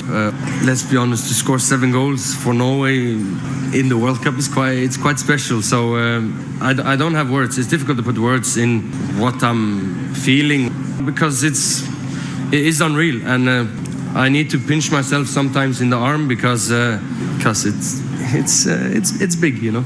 On Saturday, Morocco beat Canada to set up a quarterfinal with France, who beat Paraguay. Tonight, Portugal plays Spain at 9 p.m. Cristiano Ronaldo says it's too soon to look at potentially facing France in the semi-finals. I want to speak about semi-final because we have tomorrow a very, very important game against one of the favorite national team. I will have time to speak if you go through, but tomorrow it's very tough. I hope that we have an amazing evening. It's 2 o'clock the game, yes, evening. And fingers crossed. The winner will meet USA or Belgium in the quarterfinals. USA plays Belgium at 2 a.m. tomorrow. USA striker Folloran Balogun is available to play after his one-game ban for a red card in the last match was suspended by FIFA. British media reporting US President Donald Trump made the call to FIFA's head, Gianni Infantino, to have that red card suspended. Cindy Paluta, Eyewitness News Sport. From kickoff to the final whistle, this is the EWN World Cup Desk. Peregrine Capital presents Brian Habana's Count to 100. In my journey to 100, it started with my first cap, then my second, 10th, 50th, 90th, 99th.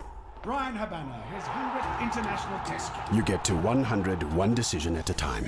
For 28 years, Peregrine Capital has applied that same discipline to turn 1 million rand into 100 million. Peregrine Capital. Invest in performance. An authorized FSP. Past performance non-indicative of future performance. T's and C's apply. Hi, this is Teko Modise, Hollywood Bet's brand ambassador. Be a winner who knows when it's time for a timeout and play responsibly. If you or someone you know needs help, call the South African Responsible Gambling Toll-Free Counseling Line on 0800 006 008 or WhatsApp help to 076 675 0710. Hollywood Sportsbook is a licensed betting operator. Hollywood Bet supports responsible gambling. No person under the age of 18 years are permitted to gamble. Winners know when to stop. 702's Small Business Focus, powered by Capitec, shines a spotlight on the drive, passion, and dedication behind every successful small business. You know, I think whenever I sit with an entrepreneur and marketing is the last thing on their minds as part of their strategy, and it's not part of their strategy, I'm in shock. Because the reality of it is we open up websites, we set up shops, and we hope that people will come. And people won't just walk in. You know, you need to be able to announce to those people that you are available and you are there to do business. So then marketing then becomes an essential element in your business where it creates awareness of the business before you actually lead up to the sales. And they're intertwined because you must first market to the people in order for you to actually get the sales out there. And people can't buy what they don't know. Every Thursday between 6 and 8 p.m. Catch the Small Business Focus on 702 and bank on better business banking with Capitec. Capitec is an authorized FSP 46669. EWN Traffic. All right, let's catch up with the roads. Amma, what's happening on the N1 North? Bongani, we've got a bit of a stop-and-go situation. If you are leaving Soweto Deep Kloof, we've got an accident along the N1 North right after the N17. It's causing heavy delays. And then, of course, if you continue making your way towards areas like Fourways as well as Randbeck, we've got more delays between Beyers Nodia Drive and Winnie Mandela Drive. Then, if you're traveling on Malibongwe Drive, do remember that traffic lights are out of order at President Foshe Drive, but pointsmen are on duty there trying to give you ease of traffic. Then, in the city of Tshwane, hectic delays along several routes like the N14 North, an accident near Euphus Road. It is causing delays coming out of Littleton Road. Do expect about a 30-minute hold up. More updates coming up. Stay tuned. There's more EWN on air, online, and on the EWN app. Sporting Bet's Millionaires Cup is live, and your shot at up to 10 million rand is on the line. A pass, a tackle, a strike. Moments make the game. This one could make you. Take on a series of thrilling missions and climb your way to millionaire status with every stage of the tournament. Bet now at sportingbet.co.za. Could you be our next millionaire?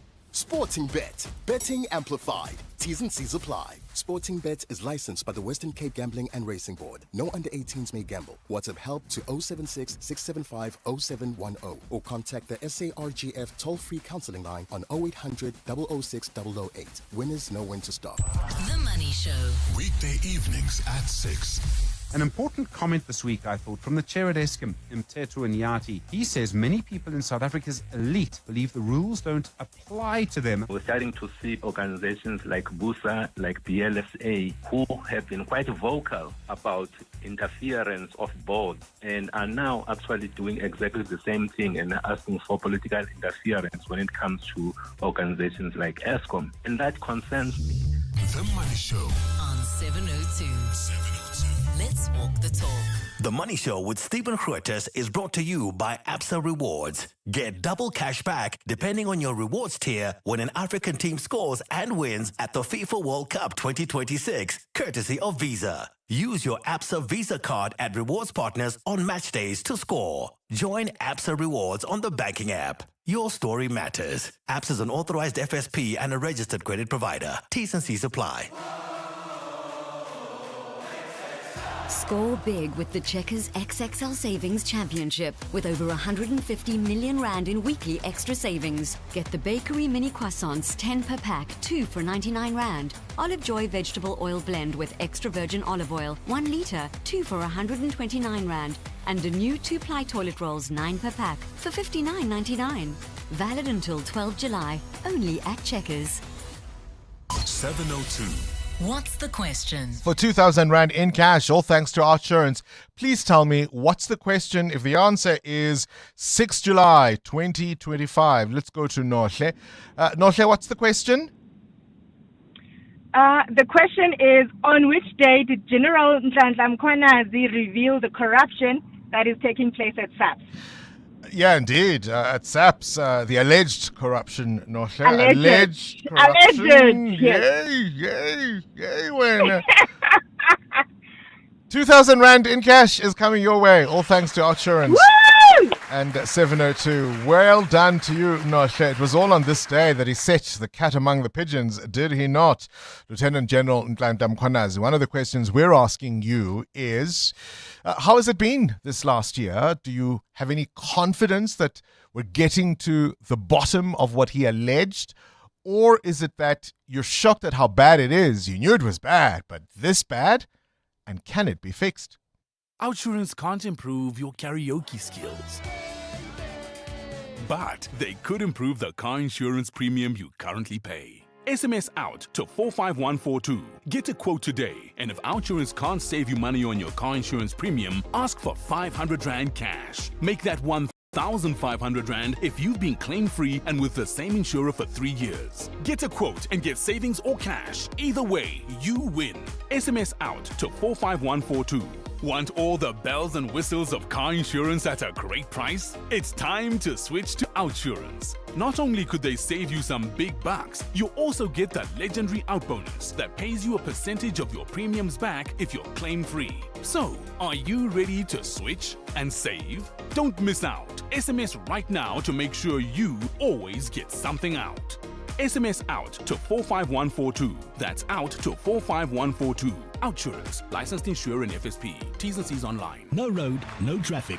Just your team, a stationary bike, and 25 minutes to make an impact. The CEO Cycle Challenge 2026 is back, and businesses are invited to enter a team of 4 for a high-energy studio cycling challenge at Woodmead from 31 August to 4 September 2026. Ride in support of education and opportunity for talented South African children, while giving your business the chance to connect with other leaders. Entries are now open. Cycle Challenge 2026.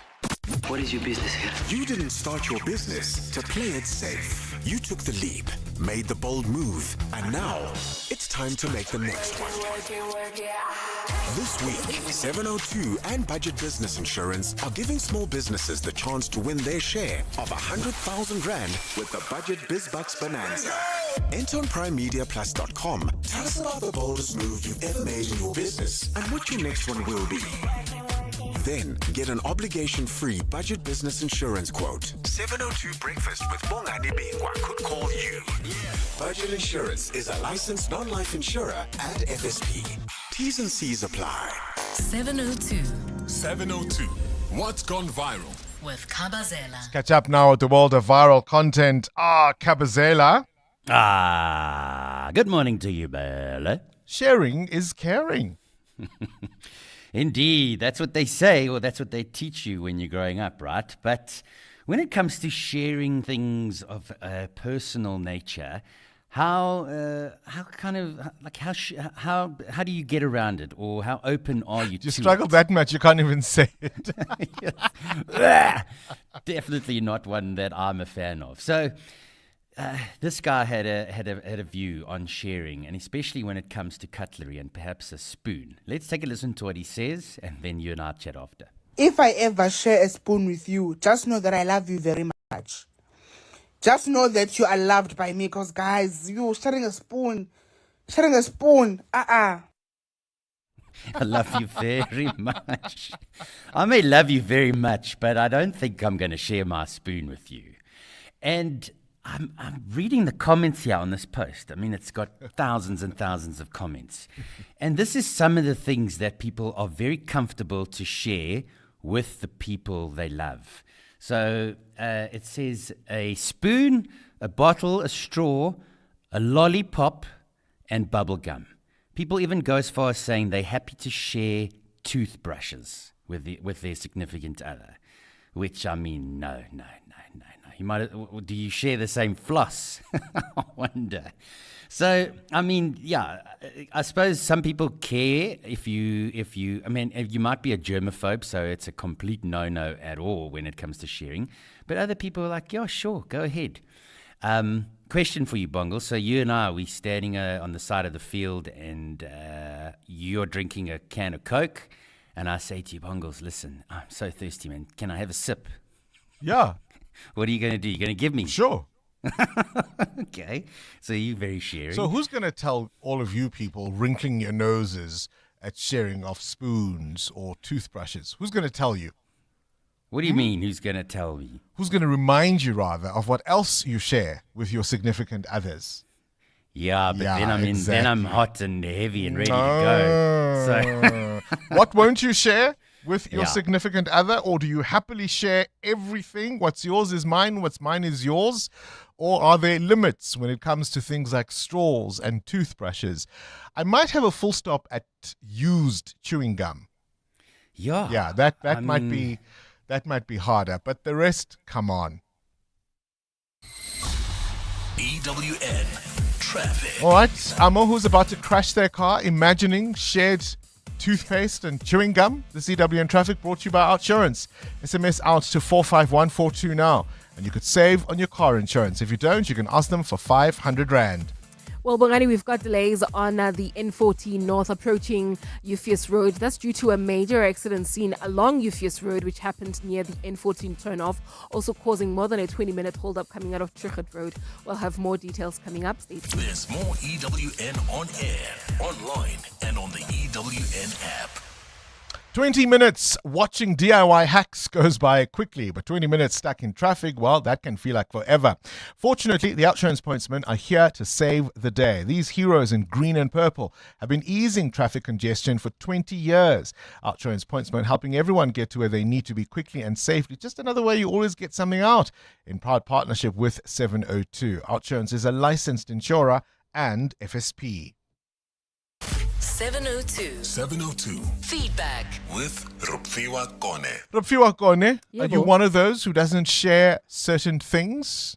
I haven't actually considered it, but as a family, I think spoons and forks and, these reusable straws are inevitable. You'll end up sharing something somewhere. Sure, but I think what the context of this is, if you're eating with your spoon, do you then, if somebody wants a taste of what you're eating, your soup, right? It would depend. Do you then who the give them somebody with your is. spoon, or must they go get their own spoon? It would depend who the somebody is. If it's my husband, of course. My children, of course. I wouldn't mind, but not a complete stranger. Absolutely not. Okay. Well, Bongani, why are you looking at me like that? All righty, Bongani. Your husband was once a complete stranger. He's not anymore, Yes. so yes, Bongani, back to the feedback, to the business of the day. We're getting so much reaction from listeners on the state of Johannesburg. They are absolutely appalled by the fact that Pick It Up is not really consistent in coming in and picking up their refuse. And we also did get a small voice note from an insurance broker or something like that. His name is John. Please take a listen. Bong's John here from Randburg. I work in the insurance industry and I get a lot of requests to quote on new refuse trucks. So who is trying to privatize who here? One is one, even in Hong Kong. Have a great day. I'll leave it to you. Do with that what you will, but that's what John says. Follow the Bongani. money, right? Follow the money. And one wonders how many connected people to the powerful get these tenders to sub or outsource services that a municipality worth its salt ought to be able to run on their own. And I ask you again, in an election year, where will you make your X? After the latest EWN, I'll tell you about the home of a mayor that was burnt to cinders by an unhappy community. This is EWN. A year since Mkwanazi's explosive briefing, and there's a call for justice after the deaths of residents at a service delivery protest. Good morning, I'm Sfiso Zulu. Today marks exactly a year since KwaZulu-Natal top cop Nhlanhla Mkhwanazi made explosive allegations of political interference in the criminal justice system. His claims sparked national debates, prompted multiple investigations, and renewed calls for accountability within law enforcement.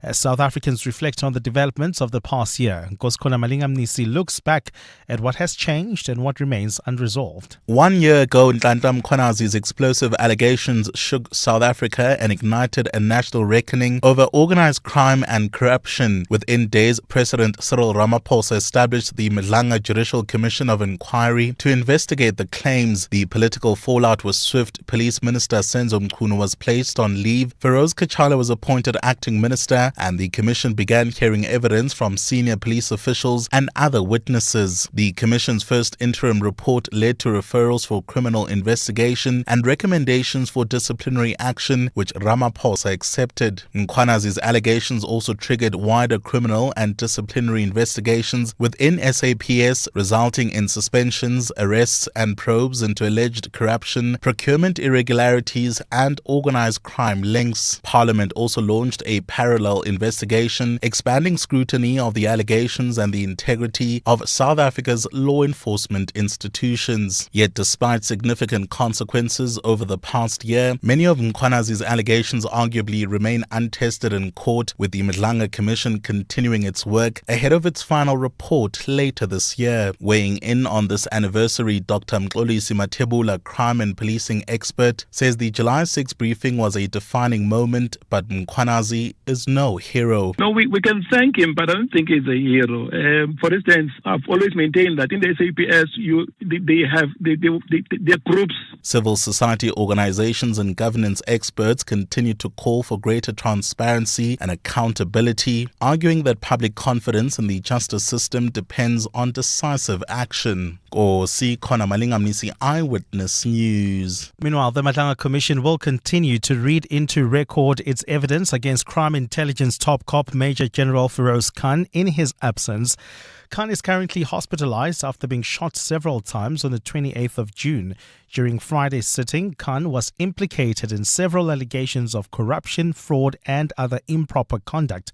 Tabiso Goba reports. Much of the evidence presented at the Madlanga Commission so far has focused on the relationship between Crime Intelligence Deputy Head Feroz Khan and controversial businessman Ishmael Valley. WhatsApp messages presented before the Commission allegedly show Khan frequently communicated with Valley regarding SAPS tenders. Khan would also provide him with confidential tender information in exchange for kickbacks. In one instance, evidence leader Adila Hassim read into record a WhatsApp conversation showing Valley asking Khan to influence changes to the bid specification of a tender. So here what Mr. Valley is saying is would be better for him if it's just one supplier, and can General Khan influence our guy who provided the draft contract to change the specifications. General Khan responds to that, says, I think it's late to change the specification now, let me try. Hassim says Khan was also working with SAP's Divisional Commissioner for Supply Chain, Molefe Fani, to manipulate tenders. Tabiso Goba, Eyewitness News. Social justice groups have condemned government following the deaths of 2 protesters during service delivery demonstrations in Ratanda, southeast of Johannesburg. Residents recently took to the streets to protest against persistent water and power outages. The demonstrations turned violent, with the mayor's house being set alight and clashes breaking out between protesters and police. 2 people were killed during the unrest. Siafuna Sonke Action Campaign has has called on Lesedi local municipality mayor Mluleki Nkosi to step down. Meanwhile, activists and Citizens Forum spokesperson Dennis Bloem says the deaths could have been prevented if residents had received reliable basic services. Water is a basic right. The government must hang their head in shame that people are still losing their lives for water after 31 years into a democracy. We condemn this reckless action by the police. And the death toll from Venezuela's double earthquake has risen to 3,342. Updated official figures say that more than 16,700 people were injured in last month's disaster. Earthquakes that struck on June 24th toppled buildings in La Guaira area north of the capital Caracas, and thousands are still reported missing. Gold is trading at $4,155.33 an ounce. The rand is at 16.25 to the dollar, 21.67 to the pound, 18.57 to the euro. Brent crude oil is at $71.97 a barrel. And in the traffic, we've got delays on the N14 North. That's in the city of Tshwane Centurion, heading towards Fountains Valley. There's due to an accident there. There's also delays on Euphus Road towards the N14 exit as well, while traveling on the N1 South. Delays between the Flying Saucer Interchange and Water Avenue. And in your sport, huge game at the FIFA World Cup tonight where Portugal takes on Spain at 9 p.m. Last night, England beat Mexico to set up a quarter-final with Norway, who stunned Brazil 2-1. Aryna Sabalenka says she doesn't feel like the world number one after she was knocked out of Wimbledon. And in golf, South African Michael Holleck wins the BMW International by 1 shot. A fine day in store for Gauteng. The temperatures are at lows of 19 and 16 degrees, peaking at 19 and 21. The top story in EWN this hour. Today marks exactly a year since KwaZulu-Natal top cop Nhlanhla Mkhwanazi made explosive allegations of political interference in the criminal justice system. EWN, in touch, in tune, and independent. For the latest, visit ewn.co.za or download the EWN app. On Sunday, 26 July, 7:02 Josie My Josie Walk the Talk unites us all in the iconic Joburg CBD. 7:02 Walk the Talk. Enter now on primemediaplus.com. This is Breakfast with Bongani Bingwa on 702. Let's walk the talk. A year after Nhlanhla Mkhwanazi made those explosive allegations, are we any closer to solving the issues that run amok in our law enforcement? We spoke to Pick It Up. According to the Daily Maverick, they're sitting with 2.15 billion rand in cash. And yet they're unable to pay suppliers. They're unable to procure new refuse trucks. They have to rely on outsourcing from companies that often have issues with managing staff. How much could these functions be fulfilled within the city instead of a separate entity that quite clearly doesn't seem to be on top of things? How has that affected your refuse collection in your part of the city of Johannesburg? We had just last week in another part of Gauteng, the Lesedi local municipality. This is in Heidelberg, where frustrated residents protesting over water shortages there got so upset they went to the mayor's house and they burnt it to the ground. That's how frustrated they were with service delivery. Is this the kind of thing our politicians want to wait for before they act? Have a listen to the Gauteng Finance MEC Nkululeko Dinga condemning the torching of that mayor's house. The frustration of the people of Lesedi with the state of governance in their municipalities are real, and we do not dismiss them. What we cannot and will not condone is the burning of the mayor's house. We condemn that act without reservation. Anger at governance failures must find its expression through accountability, through the ballot, through organized community voice, never through arson, never through violence against any person. Through the ballot box, he says. You want to see change? Go vote for someone else. This is Breakfast with Bongani Bingwa on 702. Let's walk the talk. It really is an unbelievable story. This area called Ratanda, residents finally promised water. They've been complaining and complaining and complaining and complaining. It's only when they burnt down the house of the local municipality mayor, Wanimluleki Nkosi, that they've finally been promised some developments as far as this is concerned. And we see these things repeatedly in so many places. Does any change happen? Kabazela wants to know, are there things in your relationship that you will not share? You love your significant other dearly, but your toothbrush is your toothbrush and not ours? Roll on? Is that something you'd feel uncomfortable sharing? What are those things that you think, hey, yes, we love each other, but hi, con. Mateo? Toothbrush for me. I think that's where it stops, really. Toothbrush? Get your own. Absolutely. But now you're on a trip and the toothbrush, I thought I'd packed. It was in this bag. It's not in that bag. It's 3 o'clock in the morning. We are leaving early to come back to Gauteng. Use the toothpaste to mouthwash. I don't know. Do something. But I'm not giving you my toothbrush. And if they took your toothbrush, assuming you'd be okay with it, you'd be upset? I will not be okay with it. I really find that fascinating. Amo?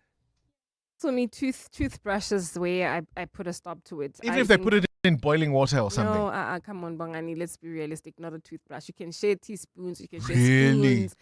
You can share other things, not the toothbrush. You know, in relationships, you share. Bongani, I know. All right. KK and Tipkloof, this day, and Ntlanhla Mkhwanazi, what do you want to say? Okay, morning, Bongles. Before I go to Ntlanhla Mkhwanazi, I would like to say I can own my own share, even a toothpick. Anyway, that's a story for another day. Yeah, no, we're not sharing a toothpick, no. No. Toothbrush, I can understand. Toothpick, no. Okay, Bongani, July 6, 2025 was our Freedom Day. It was for the first time that we see a policeman stood up against his own members. The man, Ntlanhla Mkhwanazi, is not a celebrity. He is just a person of integrity.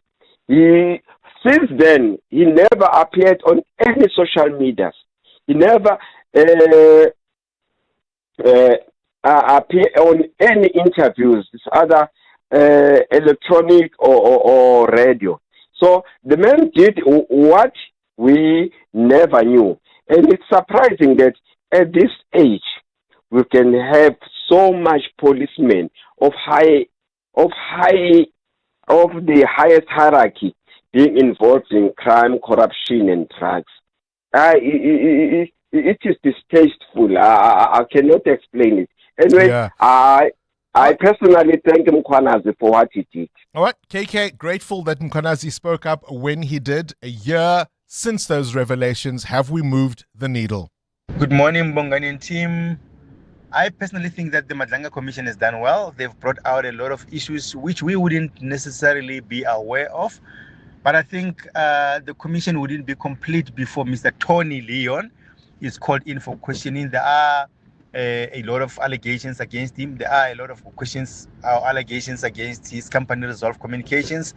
So he needs to come and clear his name. I mean, the Starlink issue, the issue about Resolve Communications preparing questions for DAMPs to ask to ministers. Come on, Bongani, this is just a lot. So I think Mr. Tony Leon should be called in at the Madlanga Commission so that he can clear his name. Thank you very much. This is Tabo from Alberton. Good morning, Bongani and the team. For me, Ntlanhla Mkhwanazi remains a hero until proven otherwise. And I'm still waiting for the day where I can be proven wrong. No one is a saint. But for me, I think he understands the game and the kind of characters he is dealing with. So he is giving it to them the way he knows best. And which I think if he had to do it otherwise, these people are manipulative. They would have changed a whole story and then wouldn't even be sitting here today talking things that we are talking. And the way he plays this game is the best way to do it. is the best way to go about it. You're dealing with criminals here, you're dealing with syndicates here, you're dealing with people who are manipulating systems. So you have to be on top of your game. And he knows that he's got people with him, and then he's got people against him. He's dealing with them as such.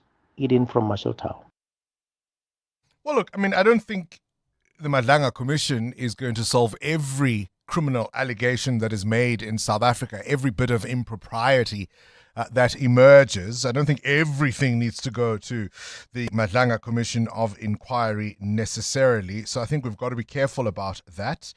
Nhlanhla Mkhwanazi, he told us everything we have come to know about corruption and the infiltration of our law enforcement by criminal networks. Is he a hero? Is he completely a hero? Remember when he said he had a specific list of compromised journalists that he said were reporting leaks in and out of crime intelligence? And he said some people in the media space are not just reporting, they're influencing, intercepting, and advancing agendas that weaken the police. He then, of course, wanted some muzzling of those journalists. So he was free to say what he wanted to say, but journalists shouldn't have quite that much free speech. Is he a hero? When some of his friends were going to be arrested by IDAC, he said there would be blood, that this is war. Does he remain a hero? Or do you say, look, nobody's a saint? He pointed these wrongs, and had it not been for that, we would know just how bad things are in law enforcement. Let's talk. We're listening. If you're not going to share a spoon with your partner, with the person you sleep in the same bed with the person you are intimate with the person you kiss, swapping every night, the person, some people even do oral intimacy. You're telling me you're not going to be able to share a spoon with your significant other? Come on, Kabazel. So when your tongue is inside her mouth, are you not sharing? Hi, Kabazel. Hi, come on. Hi. Good morning, Bongani and the team. With me, I don't have a problem with sharing spoons or drinking bottles. Even if I can't find my toothbrush or I forgot to pack my toothbrush, I use my husband's toothbrush. Bele Nkabazela, Flores from a beautiful Western Cape. No, no, no. My wife and I are happily married for 35 years. And we each have our own cup, our own plate, our own forks. We do not say anything that will compromise our health. The only thing we do share is the deep love we have for each other. I'm out. Have a good day. Bye-bye. You know what I hate when it comes to sharing spoons? Is these parents, when they are feeding infants, little ones, and they'll be licking the spoon and then to trim off the edges so that they are able to feed the little ones. And I hate it so much. Morning, Bongles. Liesel here from Emerentia. Definitely no toothpaste and no bubble gum to be shared, neither a roll-on. So I'm quite a sharing person with my significant other, but I do draw the line at that. Have a great day. Cheers. Bongani, me and my significant half, we share everything. Spoons, straws, bottles. I'll even tell you that, Bongani, that woman, if I'm eating meat that is bones, she will come to my plate, take my bones that I've finished eating, and she will still say there's meat there, and she will work on those bones. So we share everything. There is nothing that we don't share, me and my significant half. Walter from Cape Town. Yeah, I think if you're not like Walter, you're Delulu. You Delulu. All of you who don't want to share your toothbrushes and your spoons, completely Delulu. But you don't want to share toothbrushes, but you're saying that, no, I mean, you don't mind sharing toothbrush, but you will not share your toothpick. Yeah, because there's a specific thing there. Aye. But the toothbrush, you said even if you put it in boiling water, you won't share it. Delulu. Completely Delulu. Sharing is caring. EWN traffic. 20 after 8 o'clock. Amo, share the traffic with us. Can you at least share that with us? That I can do. Why are the delays in Centurion? Please share. Along the N1 South, just as you approach the Brockfontein interchange, this is due to an earlier accident. And then if you are still traveling within the Centurion area, Littleton areas, we still got that accident along the Eupheus Road right near the N14, causing delays from Trichard Road. The N14 coming out of Littleton Road is also affected, so please be patient along this route. And then if you're traveling in Joburg, we've got delays on the N3 North. This is between the Elands Interchange and Van Buren Road, while on the N3 South, an accident right near Van Buren causing delays coming out of the Kululis Interchange. More updates coming up. Stay tuned.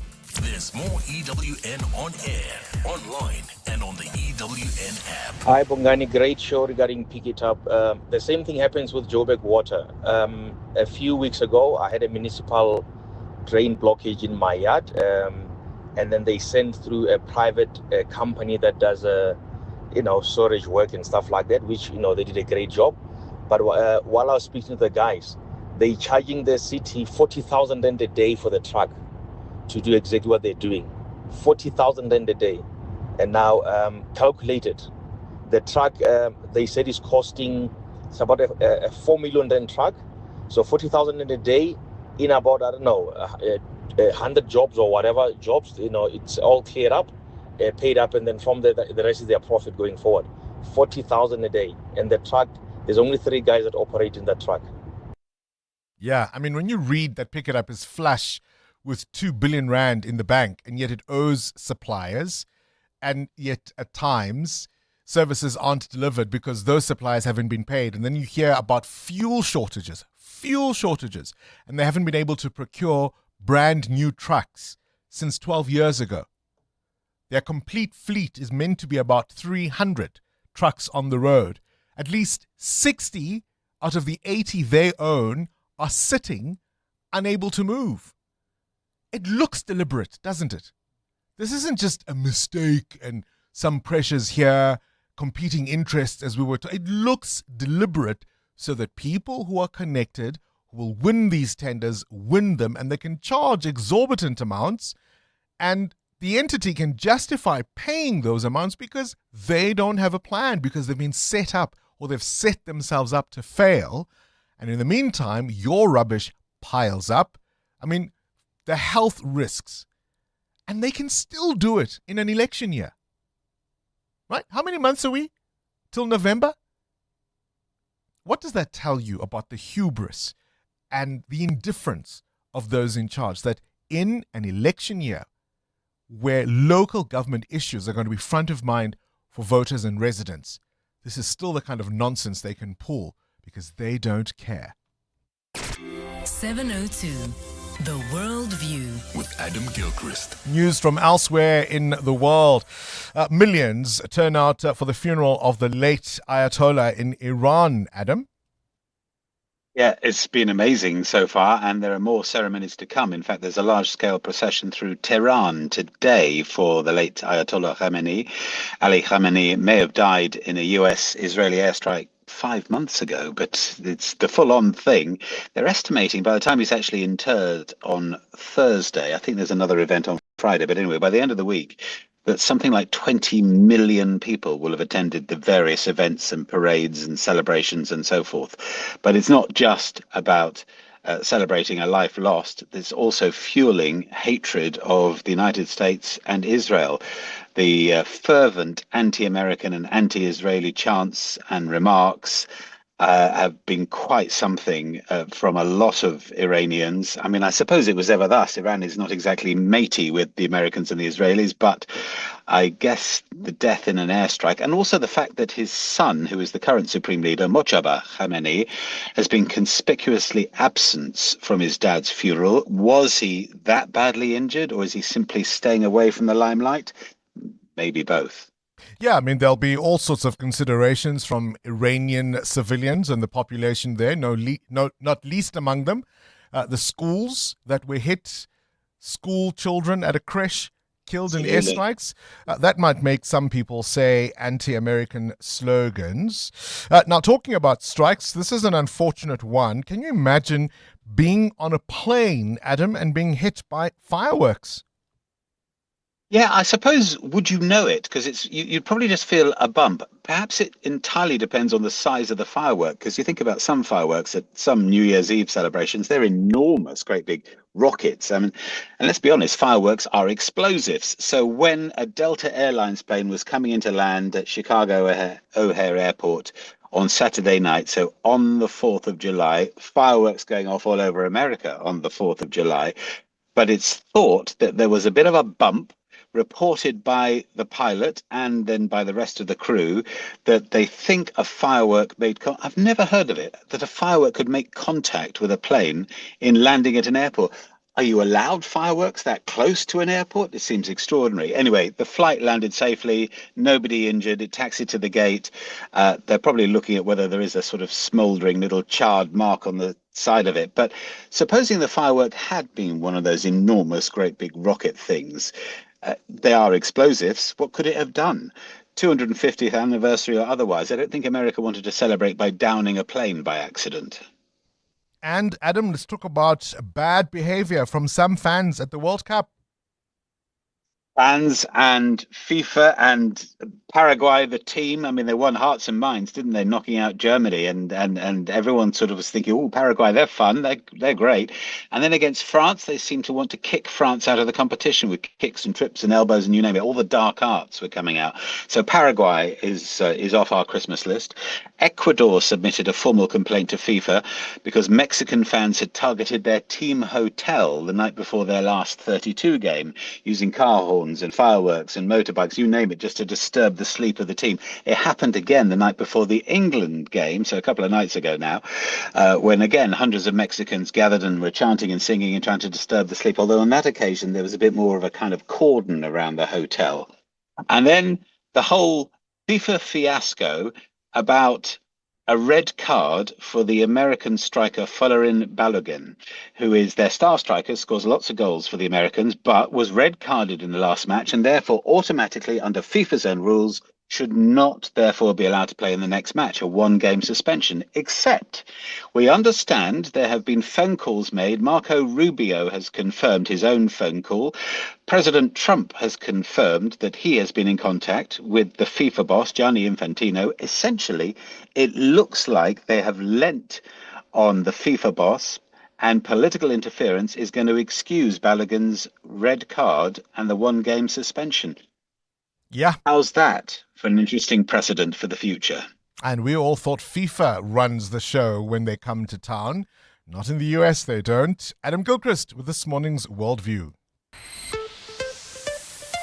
EWN Business. Wrapping up business for the morning, Mateo Haripa, the world's largest electronics maker, reporting solid revenues. Yeah, Bongani, Taiwan's Foxconn, the world's largest contract electronics maker, has reported a 40% rise in second quarter revenue year on year. That number beat market forecasts on strong demand for AI products, though it cautioned against the volatile economy that we're seeing currently. Foxconn is one of the chief assemblers of Apple products. It also builds hardware and server components for many major tech brands, including Google, Amazon, Dell, and Sony, amongst others. Revenue jumped to $78 billion in the April to June quarter. Strong AI demand has led to robust revenue growth for its cloud and networking products, while smart consumer electronics also posted a significant growth. And, Mateo, the markets, oil countries, what are they saying? Yeah, the OPEC Plus, the group of oil-producing countries, agreeing on further increasing the output targets from August. The move will increase global supply at a time when oil prices are falling due to the gradual reopening of the Strait of Hormuz for oil exports. That's seen the price of oil, of course, drop on the market. Speaking about the market, the rand at this hour, 16 Rand 25 against the US dollar, clawing back some gains at 18 Rand 53 against the euro and 21 Rand 67 for a British pound. Price of gold is down 0.5% 0.5% at $4,148 an ounce, while platinum is down 0.5% at $1,644. Brent crude now at $72 a barrel. That's your morning business. Stephen Grotes with more analysis later this afternoon. Up next, we're going to be speaking to the first celebrity unmasked in The Masked Singer for this season. That's coming up. It should be a bit of a laugh, actually, because, it's Trevor Gumbi, isn't it? In the meantime, Sfisa Zulu at 8:30, what do you have? Thanks, Bongani. Good morning.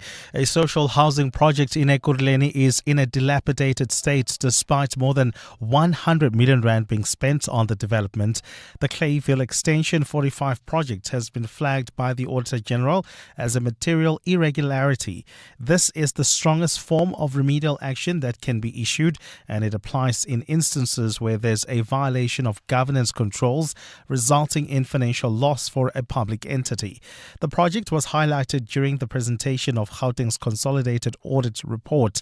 Gauteng's Treasury Head, Ncumisa Mnyani, says the matter is being investigated by the AG's office. The finality of the matter could result in the individuals that have been identified as responsible. They will be held accountable to the point that they may be required to pay back the monies that would have been wasted.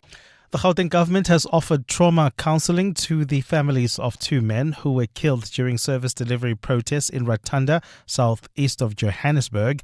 Katlego Mokoena and Sipho Mtaung died during recent clashes between Ratanda residents and police. People were protesting over water shortages in the area last week. The protest turned violent and the mayor's house was torched. Gauteng Premier Panyaza Lesufi visited the area yesterday. It has been a difficult and painful process, but fulfilling that we finally managed to meet the families. No family deserves to go through this pain. It was extremely emotional, even to lock eyes and interact with families. And extremely difficult also to respond to one simple question, but heavily loaded question. Should our children die because of it? The Western Cape government says no further transport logistics will be undertaken by municipalities to repatriate foreign nationals. It says the coordinated humanitarian support operation that assisted the voluntary repatriation process has now concluded. Hundreds of Malawian and Zimbabweans are still waiting for any help to repatriate them to their home countries. Premier Ellen Wendy says all people who presented at municipal facilities and at the Home Affairs Department's Epping office have left following extensive verification, registration and logistical planning. The buses finally have left all of these halls and all of these spaces and all of these facilities are now closed. The Epping site is now also closed and will be reverting back to normal business as of Monday morning. And wildfires are raging across southern Europe, forcing thousands of people to evacuate their homes. Sports officials have been prompted to ban spectators from a stage of the storied Tour de France cycling race. Hundreds of firefighters are battling blazes that have devastated more than 19 hectares of land in an area more than twice the size of Manhattan across Portugal, Spain, France and Greece. And temperatures are on the rise again, predicted to reach 40 degrees in parts of a region still suffering the aftermath of a recent record-breaking heat wave. A fine day in store for Gauteng. The temperatures will peak at highs between 19 and 21 degrees. There's queuing traffic on the N1 South. This is in the city of Tshwane between John Forster Drive and the Brockfontein interchange due to an accident. And then right at the Brockfontein turnoff, we've got roadworks taking place heading towards the Centurion area. So please be on the lookout there. The top story this hour, a social housing project in Ekurhuleni is in a dilapidated state. More than 100 million rand being spent on the development. Hi, this is Carol Shabalala, Hollywood Bet's brand ambassador. It's more fun when it's for fun. Playing responsibly is always a winning strategy. If you or someone you know needs help, call the South African Responsible Gambling toll-free counseling line on 0800 006 008 or WhatsApp help to 076 675 0710. Hollywood Sportsbook is a licensed betting operator. Hollywood Bet supports responsible gambling. No persons under the age of 18 years are permitted to gamble. Winners know when to stop. shop. It's Harold's hotline. Pat on the line. Harold, I'm panicking. I've been walking around the mall for 4 hours. I'm currently staring at a scented candle, a car tire pressure gauge, and a pack of batteries. Should I just get all of them? Gee, Pat, you're not buying a birthday gift. You're building a lost and found bin. I thought if I get enough variety, one of them had to hit the mark. My friend, you're confusing a birthday with a roadside emergency kit. The mall is closing in 10 minutes, Harold. Good. Get out of there, click on Net Florist, get a beautiful floral arrangement and a personalised bottle of their favourite wine. Net Florist. It's easy to show you care. Looking to save money on your business insurance? Switch to Outsurance Business Insurance and you could get a massive 20% discount on your business insurance premium. Here's Niku from the Gas Mart. I was my previous insurer for 9 years before switching to Outsurance Business Insurance. I'm very happy with my premiums at the moment. I wish we switched sooner to Outsurance Business Insurance. Get a quote to switch and save today. Visit outsurance.co.za or call 0800 60,000. Licensed insurer in FSP. TCs and information online. Mavis, I wonder if I should sell my car. I'm not sure where to go. Wanna sell your car, but don't know what to do. You don't have to go far. We come to 2.2. Doesn't matter what you drive, we buy cars once you. We Buy Cars, the easiest way to sell your car by far. 702 WhatsApp Bongani on 072 702 1702. Morning, Bongani. I just stumbled onto this conversation. Did someone just say that they use their partner's toothbrush? No. There are limits. I will share a bottle, a straw, a spoon, a toothbrush. Back up. Not a toothbrush. Oh my God, no. There's a huge difference between sharing a toothbrush and kissing. No, absolutely not. Good morning, Bongos and team. No, it's disgusting. Sharing a toothbrush. I know. Man. Anything else you can share and you can do. But not sharing a toothbrush. And I believe Kwanazi is a hero. And by compromised journalists, I mean, I think he meant journalists that are told what to report on in order to influence a certain outcome, like you'd have in America, like Fox for Trump and all of that. I think that's what he meant, not that he wants them to be silenced. Hey, Bongos and team, it's Jody here. Listen, yes, I just heard someone says they share their bloody toothbrush. Oh my goodness, how gross is that? Thanks for a lovely show, Bongos. Over and out. Have a great week. Over and out. Have a great week. Look, I think a lot of people are shocked by this. Quite clearly, it has touched them on their studio, as it were. But I think if you are having issues in your head about the things you can and can't share with your partner, well, I think a lot of us are just delulu. That's just how it goes. That's my view. And I'm not gonna be convinced otherwise. EWN Sport. Cindy Paluta, Kabazela, has a video. This lady says she can't share a spoon even with her beloved. And if she does, he must understand that she loves him very, very much. So we were asking, what things will you not share with your significant other? And people are objecting to things like a toothbrush. That's an absolute no-no. Roll on, absolute no-no, people say. Are there limits to how much we will share even though we love each other? Yeah. So you're asking, even though you've been intimate with the person, how is it weird that you're sharing? I just think there's like certain things that just becomes about hygiene. And like, are we sharing underwear now? And like, what else are we sharing and not sharing? So I really, and I think it comes from when my kids were little. Yeah. I really don't like to share drinking out of a bottle, like a water bottle or something with somebody. So if somebody and even my kids, if we're sharing water, I'll say to them, funnel it, which means pour it into your mouth without it touching your lips because of backwash. Like it freaks me out when they were little, and then they used to sip from your water, and then there would be little things floating in the water, right? So since then, I will not. Even with my husband, he doesn't know that I don't. I'll have I'll have the first sip or the second sip, and then I'm like, the rest is yours. The rest is yours, buddy. I'm not doing that. So you clearly never had an auntie or a granny in your family when we were little kids. Especially I'm talking about, toddler age, when kids have just started to eat solid food, where they'd scoop up in a spoon, and obviously it's heaped, and so they'd sort of halve it in their mouths and then feed it to the little one. That would have absolutely freaked you out, hey? Well, I wouldn't have known. I won't know because, who remembers when they were a toddler, right? But I do know that they did used to lick like if there was something on your face, they would just lick their thumb and wipe your face. And you were like, okay, well, here I am. But now that you're an adult, you can Sure, make it won't a happen decision. to you, but sometimes people are looking after your kids, and the things you have to go, oh, don't do that, don't do that, don't do that. All right, let's talk about the FIFA World Cup tonight. Big games. Yeah, it's a huge game. Two of the favourites, Portugal against Spain, going head-to-head at 9 p.m. Here's Portugal's Cristiano Ronaldo. A very, very important game against one of the favorite national team. It's very tough. I hope that we have an amazing evening, and fingers crossed. The winner plays Belgium or the USA. USA striker Florian Balogun is available. His red card suspended allegedly after US President Donald Trump made a call to FIFA's head, Gianni Infantino. England and Norway will meet in the quarterfinal. A 10-man England beat co-hosts Mexico 3-2. Bellingham with 2 goals. Quincy was sent off. Here's Captain Kane, who scored a penalty.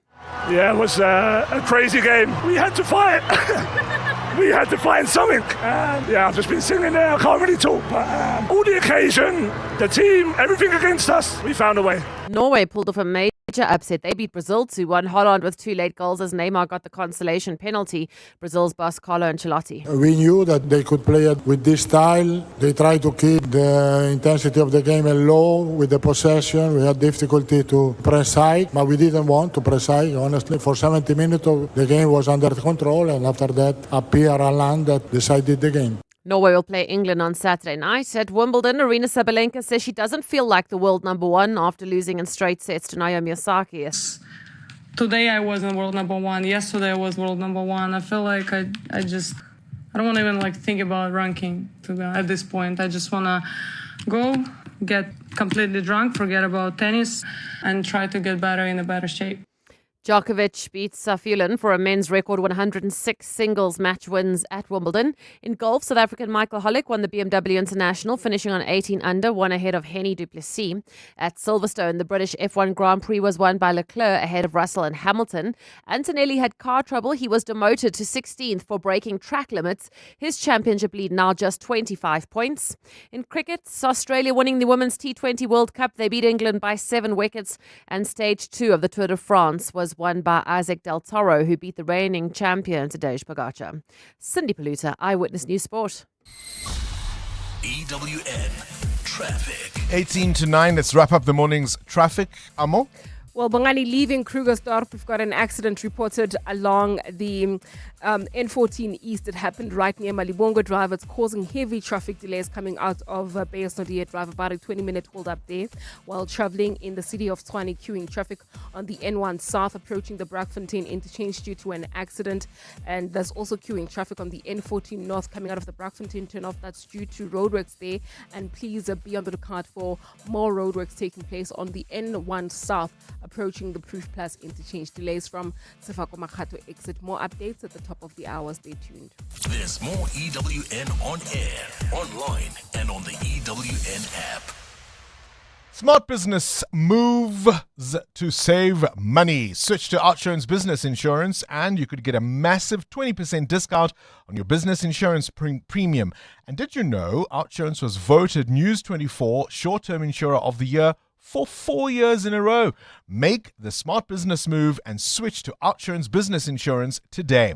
For dentistry, general medical practices, physiotherapies, and all other businesses, visit outsurance.co.za or call 08600 60,000 today. OUTsurance is a licensed insurer and FSP. T's, C's, and information online. Ready to go? No, can't. Your mother raised you. She can look after him for one day. But he's just your baby. He's 7. Just your baby. I've packed his favorite toy and blanket. Okay, just grab his Hills food.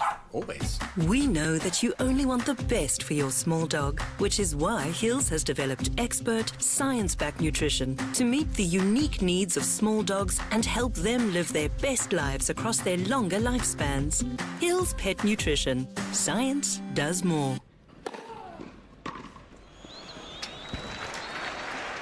Sure, they aced it. The Championships Wimbledon experience with the Mzansi Advantage is back at Amex Tennis Town Monte Casino between 11 and 12 July 2026. Enjoy VIP hospitality, the ultimate big screen experience, a kids fun zone, and so much more. Buy your tickets now on Howler and get 50% off on limited tickets when you use your Amex card. Tennis is better with Amex. American Express Cards is operated under license in South Africa by Nedbank, a licensed financial services and registered credit provider. T's and C's apply. Coming up on the Clement Manyatela Show on 702. It's 8:45 between 9 and 12, of course, is the Clement Manyatela Show. A sharer of toothbrushes? Yes or no? No. Why That's a big the no. devil not? Why are you sharing? That's just not hygiene. Look, obviously, on a normal day, makes sense. Everybody have their own. Yeah. Now you're on a trip. Maybe you're camping. You're far away from any shop. And, somebody forgot their toothbrush. Use your finger. You know you can put Colgate on your finger and you just... Use your finger. No. You're interacting with your gums. There's blood involved. There's just so Why do we many... have bleeding gums? Well, sometimes people have bleeding gums, and that's precisely the point. I don't know if you do. don't kiss them because they've got bleeding gums. Exactly. Exactly. What's on the show? Before this turns into a Friday 11 show. 11 o'clock topic. What's on the show today? Coming up on the show today, on the 702 open line, we are going to reflecting, as you have been this morning, on this anniversary of the July 6th briefing by the KZN Commissioner Nhlanhla Mkhwanazi. We're also going to talk about what has been a subject of debate over the last, since Friday really, what the Mokoena did when Bafana arrived back and he acknowledged the EFF because they were there in their numbers in Party Regalia. I'm interested to hear the listeners' thoughts on that.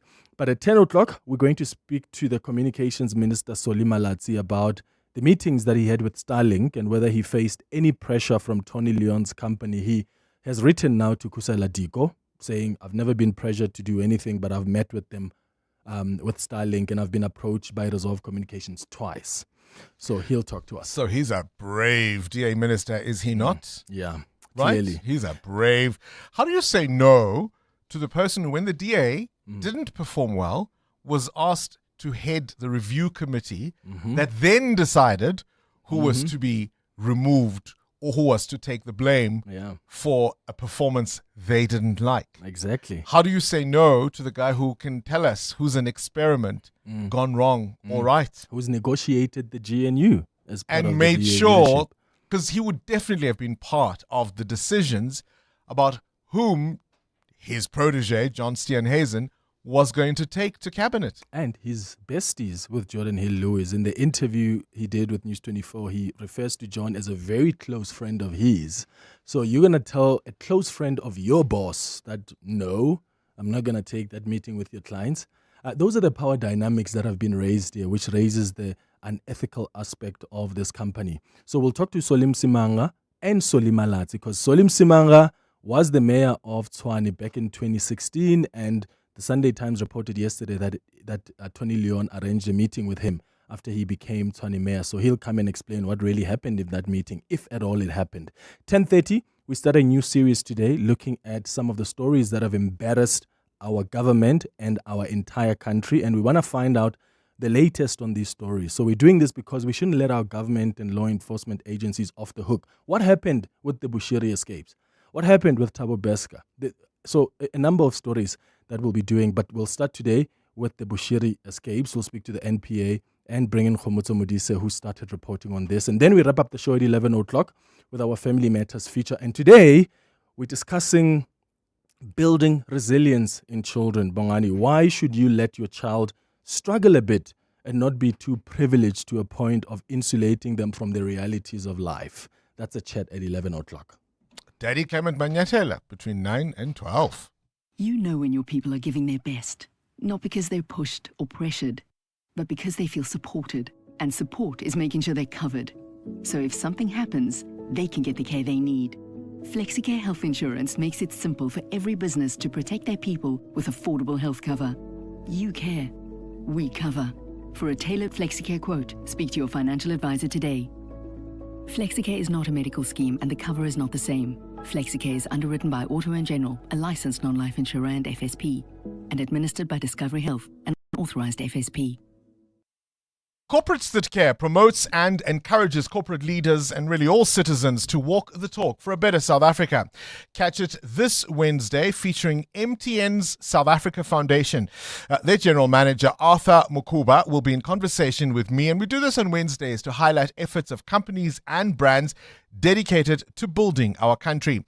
Corporates That Care is a Prime Media Cares initiative with 702 and Prime Media Outdoor. 702, let's walk the talk and together make a difference. FlySafair is turning winter bookings into winter wins, and you still have time to join the fun. Book flights with us this month for travel anytime and stand to win the value of your airfare back as a FlySafair voucher.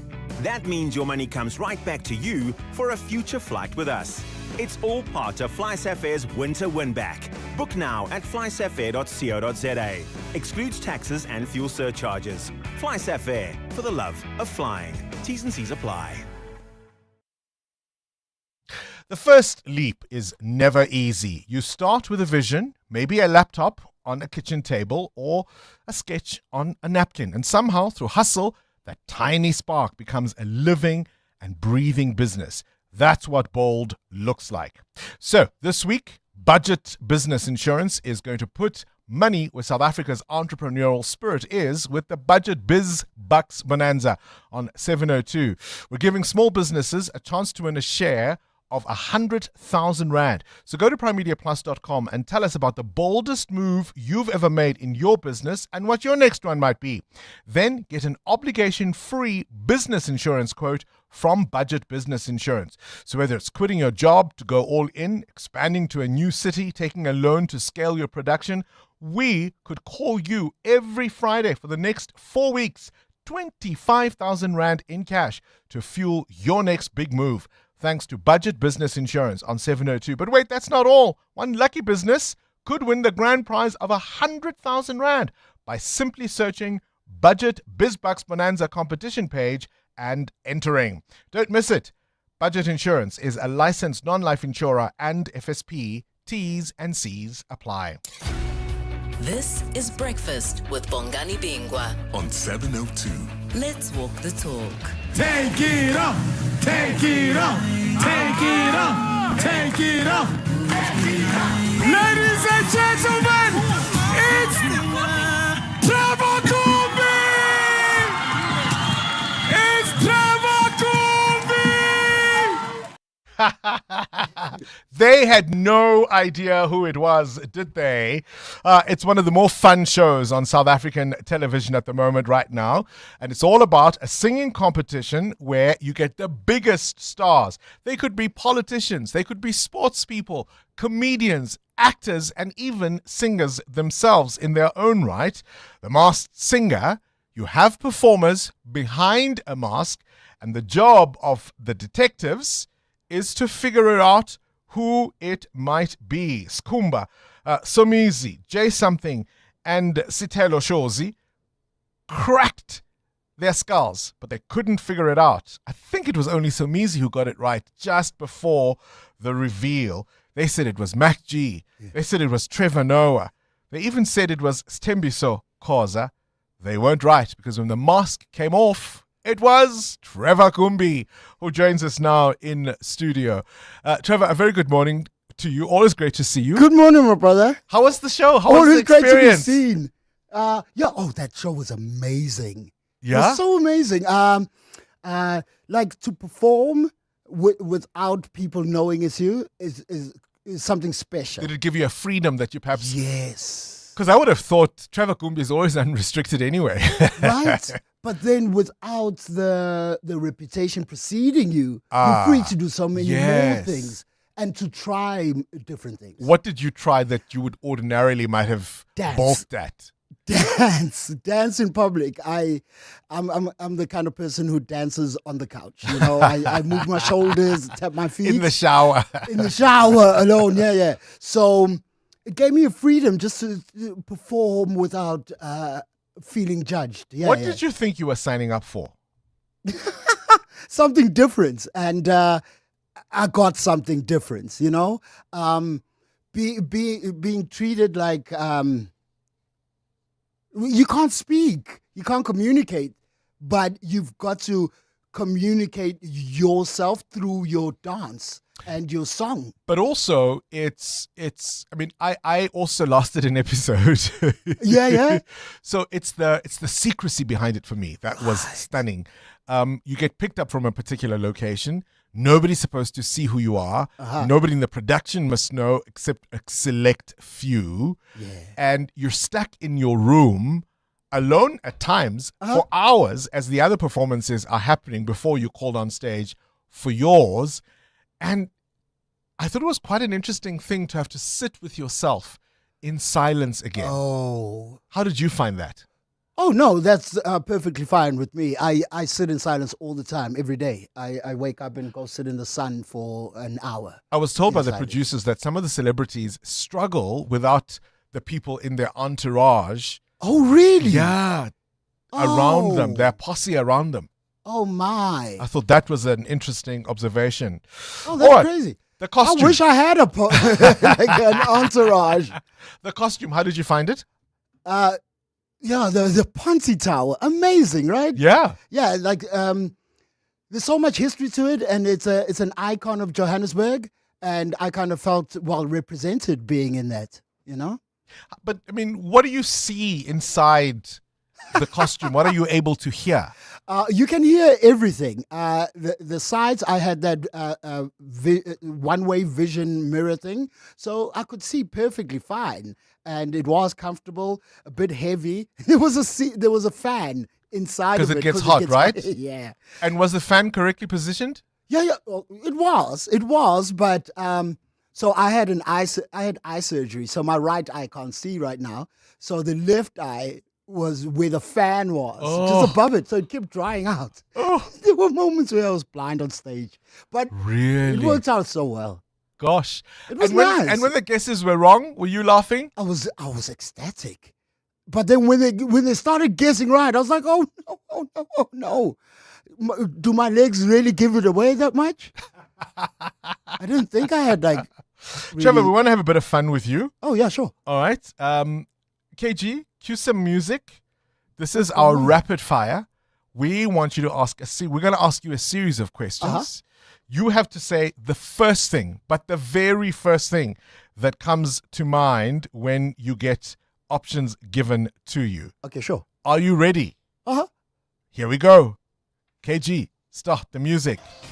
Tea or coffee? Coffee. Dave Chappelle or Kevin Hart? Dave Chappelle. Roast or stand up? Roast. Your go-to comfort food? Tripe. If you weren't a comedian, what else would you do? Pilot. Do you create from pain or joy? Pain. Early bird or night owl? Early bird. Books or podcast? Books. Sneakers or formal shoes? Sneakers. Call or text? Call. Cooking or ordering in? Cooking. Singing or dancing? Dancing. Loud crowd or intimate audience? Loud crowd. Are you all about head or heart? Hey, hold on. What are you asking here? Heart.